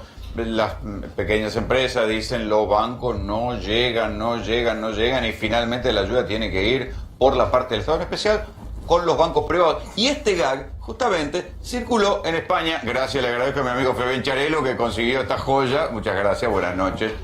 ¿Pasaste por un banco vos?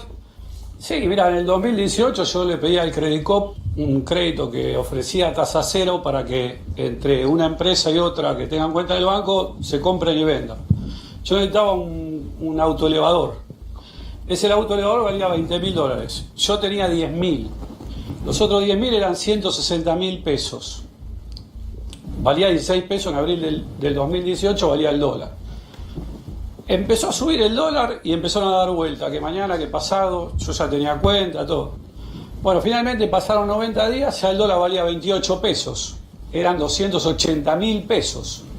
Yo había pagado $10.000 al autoelevador de Independencia, que como me conocía la gente de autoelevadores de Independencia, me lo dio el autoelevador. Llévatelo, me dijo, sin poner plata, solamente el 50%. Ahora bien, yo en lugar de 160 debía 280. El banco finalmente, entre una cosa y la otra, me pidió una casa, me pidió de todo, cuando yo era cliente, soy cliente hace 20 años. Y no había coronavirus, ¿eh? Claro, aparte del banco de la gente. Me dice, bueno, te vamos a dar 80.000 pesos. Te puedo mandarle un mail a Heller, a todo el mundo. Te vamos a dar 80.000 pesos. El resto se lo tuve que pedir a otro banco que me cobró el 60% de interés. Con lo cual yo terminé pagando 360.000 pesos de los 160 iniciales en 6 cómodas cuotas.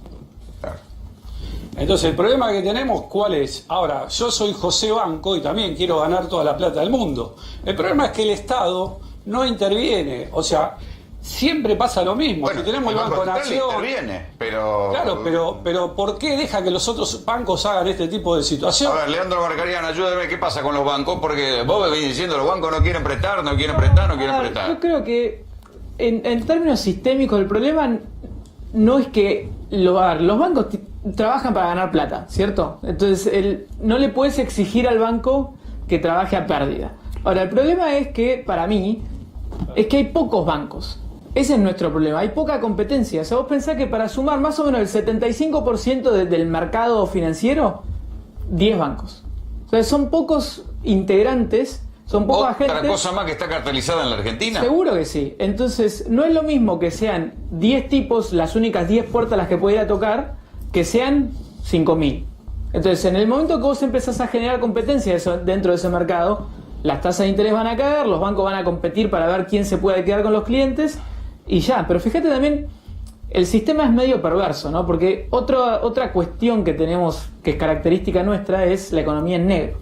Entonces, vos tenés... Claro, uno va a la economía en negro para eludir la voracidad impositiva. Exactamente, vos tenés una carga tributaria alta. Para evadir eso, te vas al mercado en negro. Como te vas al mercado negro, a la economía en negro, no tenés acceso al crédito. Como no tenés acceso al crédito, las probabilidades de supervivencia de esas empresas pero él estaba es menor. blanco y tampoco tenía acceso al crédito. A ver, doctor, ayúdame. ¿Sabes qué? Yo durante unos cuantos años del ejercicio de la profesión laburé en estudios bancarios. Rajemos. Hay algo que siempre se debatió, que es lo siguiente. Vos tenés básicamente también, al igual que digamos, en los sistemas judiciales, los bancos también tienen dos corrientes. Una que es la anglosajona y otra que es, digamos, la continental, por decirlo de alguna manera. Unos analizan justamente cuál es tu proyecto, cuáles son tus probabilidades de éxito y, por ejemplo, analizan cuál es tu capacidad para levantarte cuando te caes. Acá es todo lo contrario. Primero que nada, si vos tenés un antecedente malo y lo levantaste, para los yanquis... Sos un garca. No, para los yanquis... Sos un héroe. Sos un héroe. Claro. A ese hay que prestarle, porque ese, si se cae, se levanta. Tiene la capacidad de levantarse. Acá... Sos un garca. Acá estás muerto, no te van a dar un crédito, no te van a dar nada, no te van a dar una tarjeta de crédito. Si un día te convocaste y no te levantaste. No si te convocaste. Si vos, digamos... Tuviste un cheque de culo. Tuviste un cheque rechazado o tuviste una caída económica, digo, el que tiene la capacidad de caer y levantarse en otro sistema... Lo valoran un montón. Acá no. Acá si te caíste, listo, te caíste para siempre. Pero en la Argentina todo el mundo se pegó la nariz contra el piso. Y lo mismo, ese análisis de cuáles son tus propiedades, los avales. A veces, digamos, en otros sistemas lo que consideran es justamente otro tipo de avales que no sean necesariamente propiedades. Porque en definitiva vos podés tener propiedades porque las heredaste, pero tu capacidad es nula. Claro. Entonces, bueno, por eso nuestro sistema financiero también en lo único que se basa es en reventarte con la tasa de interés. Sí, o prestarle al Estado, que esta es la otra cosa. Porque el Estado no puede quebrar nunca, solamente por eso. Ah, buen dato. Pero puede defaultear. Sí, pero siempre con algo te va a pagar el Estado. Y le vas a cobrar un interés usurario peor que si o sea, vas a ganar más que si te hubiera pagado en términos. Bueno, yo quiero que conozcan esta otra historia, que es también de los jodidos de los tiempos del coronavirus. Y tiene que ver con las combis escolares, véanlo.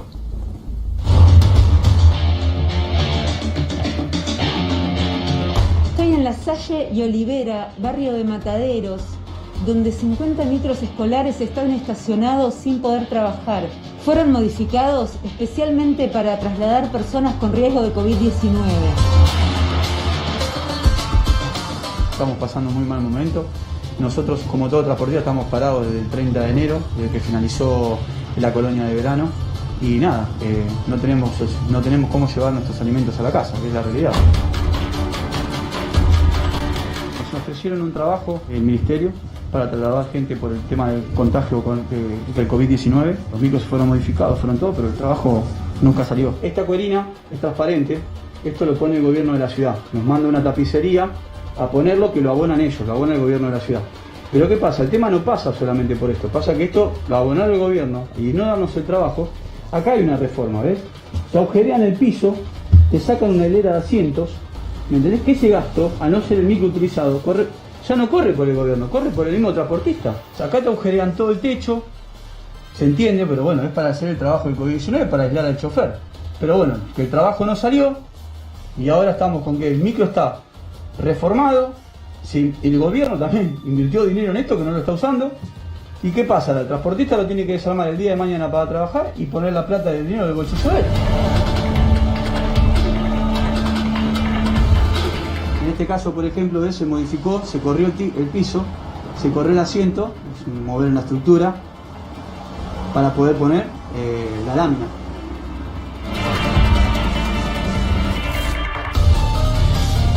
Este vehículo, como tiene pana, mirá los asientos como están de pana, ¿ves?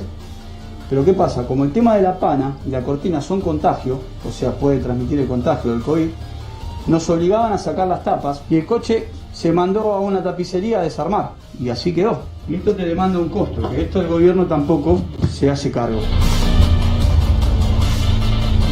Ya no lo podemos sostener más. Es la realidad. Yo decidí dejar de pagar el colegio de mis hijos porque no lo puedo pagar. Patente del vehículo, un montón de cosas, por preferir comprar comida, que es lo que más necesito, la leche a mis hijos, el pan a mis hijos, que es lo más importante. Y ahora no sé cómo vamos a hacer para poder pagar todo esto que hicimos. ¿Lo pagaste vos de tu bolsillo? No lo pude pagar todavía, porque no tengo trabajo, lo debo. Acá quedó arrumbado, la verdad quedó arrumbado, así como salí de la tapicería, esperando a ser llamados, así quedó el micro, parado en la puerta de mi casa. Nosotros queremos ofrecer las herramientas para que el gobierno utilice para trasladar enfermos, o trasladar gente de mastranza, enfermeros, médicos que terminan a cualquier hora y evitar que capaz que viajen en el transporte público.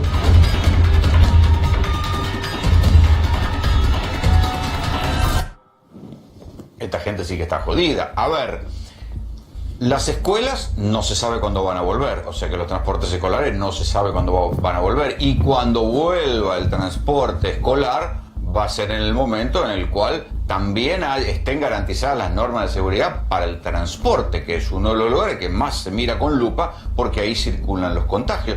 Pero además los transportes escolares, por lo menos estos micros, habían hecho obras previas para poder adaptarse al coronavirus que quedaron en la nada porque nunca más lo llamaron. Gonzalo Valero es uno de los dueños de estos micros. Hola, buenas noches. Primero, feliz día para todos. Un día especial del trabajador. Acá tenemos a alguien de la CGT. Medio raro para todos. Sí, la verdad que mal. No, el transporte escolar mayormente termina la colonia de verano en el 30 de enero, o sea, combi, y automáticamente para hasta los primeros días de marzo, que se reactiva recién la actividad lectiva. Bueno, y quedamos todos varados. El gobierno, por intermedio del Ministerio de Salud, se puso en contacto con el gobierno de la ciudad, bueno, y se pone en contacto con la gente de los escolares para poder contratar, para utilizar los micros para ¿Pero para qué los iban a usar? Para trasladar personas posiblemente infectadas o infectadas con el COVID-19. Ahora están los taxis, están usando taxis. Supuestamente eso lo iba a hacer el transporte escolar. Así que estábamos para llevar posiblemente personas infectadas o infectadas con el COVID-19 de los barrios carenciados a los hospitales o a las clínicas. Se pensó que iba a haber muchos más. Por suerte, mejor que no haya tanto, pero bueno, se habían afectado todos estos vehículos. ¿Esas reformas quién las pagó? No, la reforma que está dividida la cabina del chofer nos mandaba el ministerio, el gobierno, a una tapicería que nos hacían, bueno, las reformas eso, pero después el resto que nosotros, como no querían los coches de pana o cortina, teníamos que hacer nosotros, mandar una tapicería y sacarlo. Pero no hay un contrato, sí. Eso la verdad, a nosotros nos contratan, eso viene todo manejado. Pero ustedes los contrataron, le agarraron el micro, te sacaron el tapizado, te sí, lo vamos a hacer esto y quedó todo parado ahí. Pero ese señor, por ejemplo, que le dejaron el micro medio destruido, todavía le debe al tapicero. Porque había que pagarle al tapicero. Claro, esos asientos de pana. Pero la parte de tapicería la pagaban ustedes. No, corrijo. Lo que el gobierno pagaba era la división, la mampara de división. Pero el coche que tenía pana, porque corre riesgo por el de transmisión o ese por su cuenta lo tuvo que cambiar. Exactamente. Y se quedó sin nada. Desarmar el vehículo para no hacer nada. ¿Cómo la están pasando? Mal. ¿Es verdad que no está pagando el colegio de los pibes? La verdad que sí. Qué paradoja. ¿Sos transportista de pibes y no lo puedo pagar? El colegio de los pibes? No lo puedo pagar. Es la realidad. No puedo pagar. ¿A cero? No tengo ingreso. ¿Los costos fijos? A mí el Estado me ofrece un préstamo de 150.000 pesos que yo cómo lo voy a pagar, ¿sabes? Saco el préstamo, me lo dan. Pago, me pongo al día con las cosas y después como vivo si no sé ni cuándo cuándo me vuelvo a reactivar. Me voy a seguir endeudando y después le voy a deber al banco también. O sea, es una locura. Yo lo que estoy pidiendo, nosotros tenemos las herramientas paradas para trabajar. Tenemos los micros, si los dejamos parados se decaen. Los micros estaban en condiciones. Te digo, los epidemiólogos no quieren que haya más gente circulando. Entonces el transporte es una de las cosas que está en crisis. No, seguro. Pero nosotros podemos hacer un montón de actividades. Un montón de actividades que hacemos durante el año. Nosotros solamente el transporte escolar. No me digas que va a Barra Brava. No. El transporte escolar no abarca solamente el ministerio. O sea, nosotros no dependemos solamente del gobierno para trabajar. O sea, también dependemos de las escuelas privadas, de las iglesias, de comedores comunitarios. Hemos llevado comida, hacemos la peregrinación a Luján. Cuando el gobierno nos necesita para hacer otras cosas, por ejemplo, los actos. Las murgas. No. Actos políticos no hacemos. El coche habilitado en Capital, actos políticos no hace. Por lo menos en ese punto nosotros no hacemos. Pero cuando necesitas hacer la peregrinación a Luján, ahí vamos los micros escolares. Cuando necesitas llevar jubilados a un evento especial, porque el gobierno dictamina y llevamos los jubilados a hacer un evento especial. Entonces hay cosas que podemos hacer y pueden utilizar las herramientas. Pero quédate un cachito porque tengo una información urgente, último momento.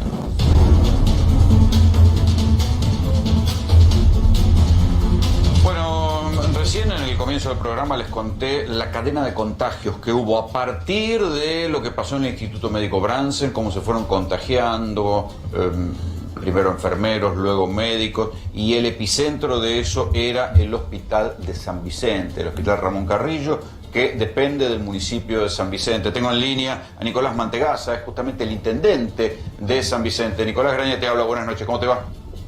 Hola Rolando, ¿cómo te va? Muy buenas noches. Bueno, hay inquietud entre la gente, entre el personal de salud sobre qué pasó con los hisopados, que se hicieron el hisopado de la gente que podía estar contagiado por la circulación del virus y dicen que los resultados no se conocieron y que desde el municipio les están diciendo que vayan a laburar. ¿Qué pasó?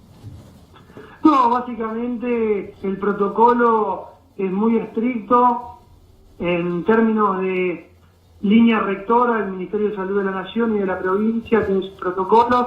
Nosotros lo que hemos hecho es activarlos en función de los casos positivos que se han dado en nuestro nosocomio local. Hemos de manera conjunta tomado decisiones con el Ministerio de Salud de la provincia y desde la desinfección y quizá de manera preventiva dictamos un cierre. El cierre fue para poder hacer una cuarentena masiva, no solamente los contactos estrechos, y ampliar, ¿no?, lo que tiene que ver con el protocolo que establece de quién tienen que tomar la cuarentena. A su vez también... A ver, espera, porque ahí te pido algunas precisiones. A los trabajadores, los 100 y pico de trabajadores del hospital, ¿están yendo a trabajar? Ellos dicen que desde el municipio les están diciendo que vayan a trabajar sin saber si son coronavirus positivos o no. No, hay distintas cuestiones técnicas. Esto a través del Departamento de Epidemiología e Infectología de la provincia. Digo, nosotros los hisopados los reportamos todos al área de competencia de la provincia y ahí epidemiología son los que procesan las muestras, ¿no? En términos de aquellas que dan negativas, positivas, aquellas que se descartan y aquellas que están en proceso. La realidad es que con el cumplimiento de la cuarentena y el no haber síntomas, hay personal que se le da un alta, que eso lo evalúa el infectólogo y el personal de salud. Nosotros lo que hacemos es estrictamente cumplir con los protocolos. Nosotros no le planteamos a la provincia qué muestra tienen que procesar, cuál no. La realidad es que esto es una enfermedad, estamos frente a una pandemia, nosotros queremos llevar tranquilidad, certidumbre. ¿Pero las muestras están procesadas o no? ¿De qué depende eso? El procesamiento de las muestras y de las fichas epidemiológicas. De las fichas epidemiológicas que las analiza y las procesa la provincia. En el caso de San Vicente, el Hospital Rossi es el punto de referencia del procesamiento de los hisopados, ¿no? ¿En qué punto está el hospital? Varios positivos, negativos. Después de los contagios. Después de los contagios, ¿en qué punto está el hospital hoy? ¿Es un lugar seguro? ¿Está trabajando? ¿Está cerrado? ¿Qué pasó? Sí, nosotros dictamos un cierre preventivo para cuidar al personal de salud, para poder poner en cuarentena de manera masiva a las 2 guardias donde estuvimos infectados. Se hizo una desinfección muy profunda, en detalle en cada servicio. Se hizo una derivación de todos los pacientes para poder intervenir en las áreas también de internación para evitar cualquier tipo de contagio con los pacientes. Recordemos que en el caso de San Vicente, los contagios, lamentablemente, los que han sido víctimas de este virus han sido nuestros agentes de salud y personal que trabaja en el sistema. Quizá no tenemos circulación, y esto sí es importante, en la ciudad, no que en nuestro hospital se han atendido cientos de vecinos con coronavirus. Por el contrario, por el poliempleo, como hablaba recién algunos de los especialistas que tenés en panel, han sido víctimas de nuestros agentes de salud del contagio. Desde ese lugar nosotros quisimos frenar y la verdad que de manera positiva en estos últimos días ya no hemos tenido nuevos casos positivos, el hospital está en condiciones y está trabajando en el plan y proceso de reapertura. Por eso, en función del cumplimiento de la cuarentena, que es el eje central, el aislamiento y el no tener síntomas, la parte epidemiológica y de infectología del hospital está tomando con el personal médico nuevamente dando las altas correspondientes en el caso de ser necesaria. Bueno, ojalá entonces que se corte y que puedan controlar esa cadena de contagios, porque la verdad que fue muy preocupante. Ya tal como la venía viendo, fue bastante preocupante. Ahí también tomamos contacto con una señora que no quiso dar su nombre, que dice que tiene síntomas compatibles con coronavirus. Supongo que te vas a enterar, en algún momento va a ir al hospital o se va a presentar en alguna guardia, porque estaba muy preocupada la señora, es una empleada administrativa del hospital. Sí, muchísimas gracias. Estamos haciendo un seguimiento exhaustivo con el 103, que es una línea local, más allá de los números provinciales, y desde el gobierno nacional, provincial, local, la verdad que están aunando los esfuerzos para poder rápidamente reorganizar el sistema y prepararnos para cuando tengamos que atender a la comunidad y a la población. Nicolás, muchísimas gracias por el contacto. No, muchísimas gracias a vos, Rolando. Buenas noches. Bueno, aquí quiero volver con el drama de las combis. ¿Y ahora qué van a hacer con las combis? Que se pueda, estamos fuera del horario de protección al menor, pero algo que se pueda decir. Complicadísimo. Ni idea de lo que podemos hacer. La verdad que ni idea. La idea también que nosotros estaban abarcados nada más 150 vehículos para esto. Y nosotros en el transporte de acá somos 2.300 familias en Capital. Quiero sumar aquí a la conversación a Sebastián Maturano, secretario general de la Juventud de la CGT. Qué día triste, ¿no? Día del trabajador, casi Bastante diferente, Rolando. Saludo a todos los compañeros, feliz día. Un día atípico para los trabajadores y más para los que pertenecemos a un gremio que trabajamos activamente porque lo conmemoramos de otra manera, ¿no? Claro. Todos estamos acostumbrados. Virtuales tuvieron hoy. Tuvimos videoconferencias y varias transmisiones en vivo por Instagram. Pero bueno, saludarlos a todos ellos y a todas ellas. ¿Qué se está discutiendo en la CGT respecto de cómo salir de esto y cuántos puestos de trabajo se van a perder? Y estamos muy atentos a eso, pero tenemos muy presente ante esta crisis sanitaria, no solamente sanitaria, sino económica y social que vive el país, pero muy atento a lo que dice nuestro presidente Alberto Fernández, que es prevalecer la vida antes que la economía. Estamos muy preocupados por lo que viene, pero también ocupados y atentos de la manera de llegar a un diálogo y un consenso en este Estado que nosotros vemos que está presente, pero necesitamos un Estado amplio en donde se le dé participación a los empresarios. ¿Están pidiendo que se rehabiliten industrias, ramas de industria? ¿Están pidiendo ustedes o están esperando? Y estamos esperando mediante que se cumplan todos los protocolos de salud que tienen que ser necesarios. La reactivación tiene que ser paulatina. Tampoco vamos a alejar al libre albedrío como es el capitalismo o el neoliberalismo de Brasil y de Estados Unidos, que está haciendo fosa para enterrar muertos. Nosotros tenemos un pensamiento de que la economía se tiene que reactivar paulatinamente. Se está trabajando por eso y hoy vemos cómo la Argentina y las medidas que tomó en cuanto a la crisis sanitaria de la Argentina y sí están queriendo apuntar a que la curva de contagio se aplane. Graña. No, además una cuestión.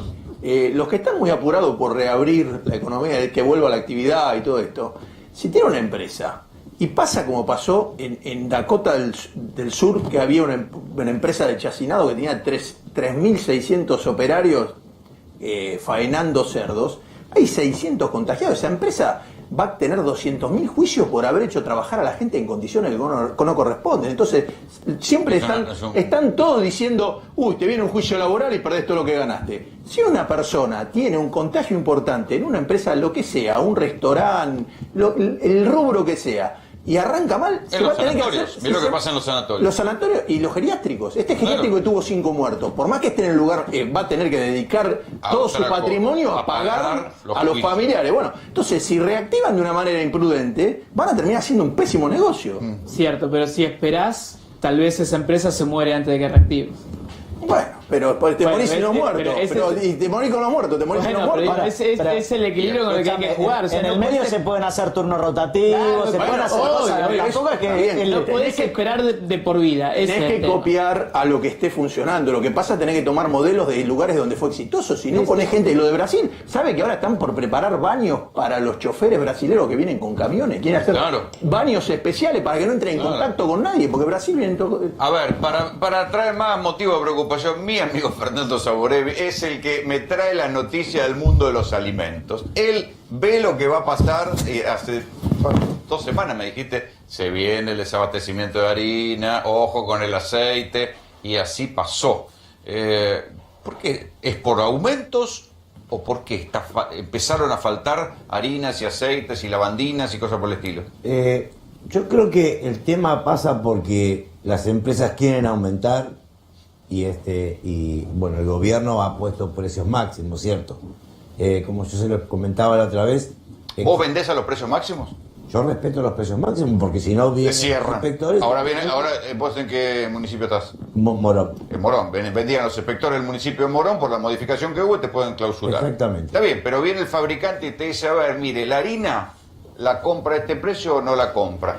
Claro, pero ¿sabe cuál es la diferencia? De que hay 2 cadenas de comercialización.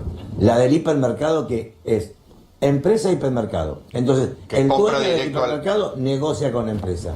En nuestra cadena está empresa, mayorista y nosotros. O sea, hay un eslabón más. Vamos al pie de la góndola y tenemos que pagar lo que dice ahí. No hay negociación. El que negocia es el mayorista. Por eso es que tenemos el tema con el azúcar de primera marca, que el mayorista nos las vende a nosotros a 55.99 y nosotros como precio máximo la tenemos que vender a 56. Me parece joda. Claro, un centavo. O sea, ganamos un centavo. Entonces, la pregunta es esta. Nosotros pero ya clausuraron un par de mayoristas porque estaban vendiendo más caro. Pero el mayorista no está dentro del rango de precio. El tema es que no nos deja rentabilidad. Ahora, yo digo, nosotros ganamos... O sea, el mayorista vende al precio máximo. Y bueno, ya está. Él está cumpliendo. Porque hoy los mayoristas también quieren venderla al consumidor final, ¿cierto? Entonces, yo lo que digo es esto. El mayorista, que es el que se encarga de negociar con la empresa, y nos deja un centavo de rentabilidad, ¿el mayorista también gana un centavo? No. Entonces, a ver, ¿cómo funciona? Harinas, 8%. No, o sea, a la harina la compramos y le podemos poner un 8% de marcat para llegar al precio máximo. No le podemos poner más que eso. Aceites, no le podemos poner más de un 10%. El tema es que el costo operativo de un almacén, de un autoservicio, con un 10% de marcat, no va a resistir. Claro. Porque el costo energético es alto, el alquiler cuesta plata, si tiene empleados, las cargas sociales y los sueldos son altos. O sea, vamos a todos los días. ¿Cómo tener una funciona lata lo de los precios máximos? ¿Es para todos los, en tu almacén, por ejemplo, es para todos los rubros o es para solo los que marcó el gobierno y el resto de las cosas las puedes vender a cualquier No, precio? están todos. No se escapa nada. O sea, todo lo que es alimento entra dentro de precios máximos. O sea, hay más precios máximos de lo que puede... O sea, por eso... O sea, va a llegar un punto que a vos no te va a convenir vender determinadas cosas. Pero por supuesto que no. Perdón. Lo que no te pueden clausurar por desabastecimiento. Lo que pasa es que lo que nos durante los primeros días que decían que iban a estar las clausuras, las actas, nos llamaban todos a la Federación y a la CGA diciendo, a mí me conviene, decían los almaceneros, me conviene cerrar, quedarme en mi casa y no me clausuren. O sea, y eso es lo que motivó que no pasara. Sí, Leandro. No, una pregunta operativa. O sea, ¿hay un precio máximo por producto? O sea, en un almacén hay, no sé, se venden 1000 productos distintos. ¿Hay 1000 precios máximos? Tal cual. Son 300 o 400, hay algunas cosas que no están. No, digamos... Si no son de primera necesidad, no están, digamos. Hay varios que no son considerados más... Pero digamos, están todas las harinas, sí, el aceite también, el azúcar, todo lo que es de alta necesidad. Dulce de leche también. Un momentito, quiero hablar un poco. ¿Va a haber paritarias este año? ¿Qué va a pasar con las paritarias? Y cada... ¿Quién puede pedir un aumento en esta circunstancia? Paritarias a la baja este año. Tampoco no, es las paritarias. Pero si se estuvo hablando, digamos, transitoriamente algunos sindicatos aprobaron rebajas pensiones. Y rebajas de salarios temporarias. Claro. Temporarias. Sí, el Estado también lo está haciendo. Lo que se firmó fue un acuerdo entre la UIA, la CGT y el Estado en este contexto donde la crisis sanitaria, donde hay una cierta cantidad de compañeros suspendidos, donde se establece un piso máximo de reducción a un 25% del sueldo, pero no es que, pero se está prevaleciendo lo que es el trabajo y garantizar que se por cobre ahora un porcentaje el laburo, del sueldo. el puesto de laburo. La paritaria seguramente la iremos a discutir en lo que transcurre el año. Dejaremos que pase esta etapa de cuarentena, de pandemia y demás. Porque el poder adquisitivo se va a seguir deteriorando, los aumentos del almacén siguen llegando. Sí, por más que la inflación haya bajado un poco, qué sé yo, pero se va a notar igual. Sí, pero hoy tenemos la mentalidad de salir de este momento, de salir solidariamente y afrontar este camino entre todos juntos, ¿no? Pero voy a pasar a otro de los grandes enigmas que hay hoy en la Argentina, que es ¿cuántos son los presos liberados? ¿Cuántos son los presos? A ver, Juan Pablo Godevele, ¿me ayuda? ¿Cuántos son los presos liberados ahora después de los fallos de las casaciones? ¿Se sabe? Nadie lo sabe en realidad. Están porque el todos Estado dice que tirando, es menos del 1% del total. Están haciendo una timba de números. No hay una estadística que efectivamente confirme cuántos son los presos liberados. Que hay una gran cantidad.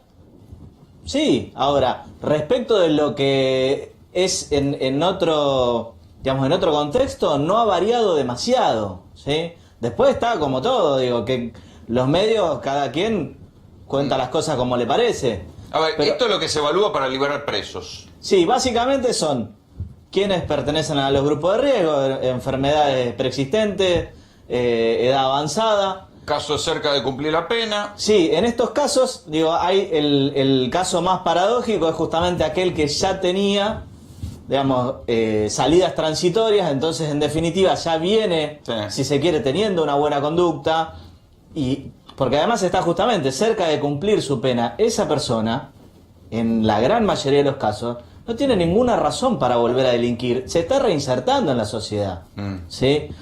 Y también hay una realidad, porque yo veo mucho de esto de que se dice, porque sueltan a los homicidas y a los violadores. En algunos casos sí. Ahora, la realidad es que la gran mayoría de nuestras cárceles están llenas de gente que ha cometido delitos contra la propiedad, desde un arrebato, o sea, desde un hurto, hasta otros delitos de robo con distintas calificaciones, unas más graves, otras más leves. Pero digo, no es que... Lo que pasa es que en esos casos, un caso, o dos, o tres, o cinco, te arruinan toda la idea que pueden haber tenido, porque cuando, ¿viste? Y se empieza a ver en el caso de las penas. Por ejemplo, se conoció esta semana que liberaron a un tipo que había una causa por robo y por violencia violencia doméstica. De género. 2 años y 8 meses lo habían condenado. 2 años y 8 meses. El tipo había estado, qué sé yo, un año, como tenía Pero el grupo de riesgo lo mandaron de vuelta a la casa. Llegó y le pegó un familiar. Bueno, pero ahí es donde, esas cosas pero son ahí las es que donde terminan justamente tenés arruinando que, toda la ahí es idea donde de también decir, tenés que bueno, evaluar justamente el último ítem, que es la peligrosidad. Claro. Digo, acá, acá está floja el papel. Pero bueno, es que justamente digo, después el juez de ejecución tiene que hacer el análisis de cada caso particular, porque es muy difícil generalizar, ¿sí? Digo, y hay otros casos que están legalmente cumplidos. Por ejemplo, el caso de los Somaruga. Los Somaruga eran dos muchachitos, dos patovicas, que vivían acá en Urquiza con su mamá. Se habían confabulado y dijeron, ¿qué hacemos? Vamos a secuestrar gente. Conocían a uno, fueron, lo secuestraron y cortaron un dedo. Esto fue en el 2004. Sí. Claro, ahora ya están cumplidos. Claro. En un caso tan... el tipo se fue a vivir a Chubut, se enteraron que llegaba a vivir a Chubut, los vecinos lo cagaron a trompadas, se tuvo que ir. Está casi vencida, pero lo que la gente no entiende es que hay algunas pautas internacionales. Por ejemplo, país más duro y con tasa de por ahorcamiento, que es como Irán. Ahí está, Somaruga, ahí lo tiene. Bueno, ahí lo tiene. En el caso de Irán y Turquía, que son países durísimos, que vas a la cárcel y están largan por supuesto a los... Irán soltó 85.000 personas. Pero Irán, que se te dicen que te matan por ser homosexual, te cuelgan. Entonces, quiero decir, hay un momento que dicen, che, están corriendo riesgo. Ahora, seguramente... Pero lo que pasa es que acá está la sensación de que no va nadie preso. Y encima los pocos que fueron pero presos por las sensaciones, está bien, pero las sensaciones no se pueden. Eso tiene que ver justamente, eso tiene que ver justamente con el humor social. Claro. Y también hay una realidad. Nosotros... Ahora, si tenemos sueltan un homicida o sueltan un violador, tienen que mandar en cara al juez. Ahí está donde justamente tienen que hacer el análisis. Tienen que hacer el análisis de la peligrosidad de cada caso, ¿sí? Porque no todos los casos son lo mismo. Y aparte, en general, los que cometen delitos sexuales tienen una tasa altísima de reincidencia. Eso es lo que no se entiende. Porque hoy una jueza contó que liberaron en lo que va de la... En Mar del Plata uno lo liberaron y ya lo volvieron a... Más tipos acusados de delitos sexuales que en todo el no, es mentira, eso estuve estudiando el tema. Sí, la jueza de Quilmes, que es la jueza que había viajado por el coronavirus y todo lo que... Ejecución penal. Bien, no es cierto, porque lo que toma la jueza es la cantidad que liberaron, pero contra el año pasado es menor. Es decir, está tomando las liberaciones de los que cumplieron la pena. Que un violador vuelva a la calle a mí no me gusta, pero no le dieron perpetua. Si le dan 5 años, cuando cumple los 5 años van a la calle. Es otro problema. Mezclan todos los números. Las penas con los deditos son bajas. Eso es pero es otra cosa. Y además tenés otro tema. Al problema de superpoblación que nosotros ya teníamos, ¿sí? Se agrega que hubo un endurecimiento respecto de las prisiones preventivas durante el gobierno anterior. Claro. ¿Cuál es el tema? Normalmente uno tiene que afrontar el juicio en libertad. La prisión preventiva es una medida cautelar excepcional. Se convirtió en regla. Bueno, llenaron las cárceles justamente de gente que no tiene condena. Nosotros nos vamos. Les agradecemos mucho que hayan venido. Muchas gracias a todos.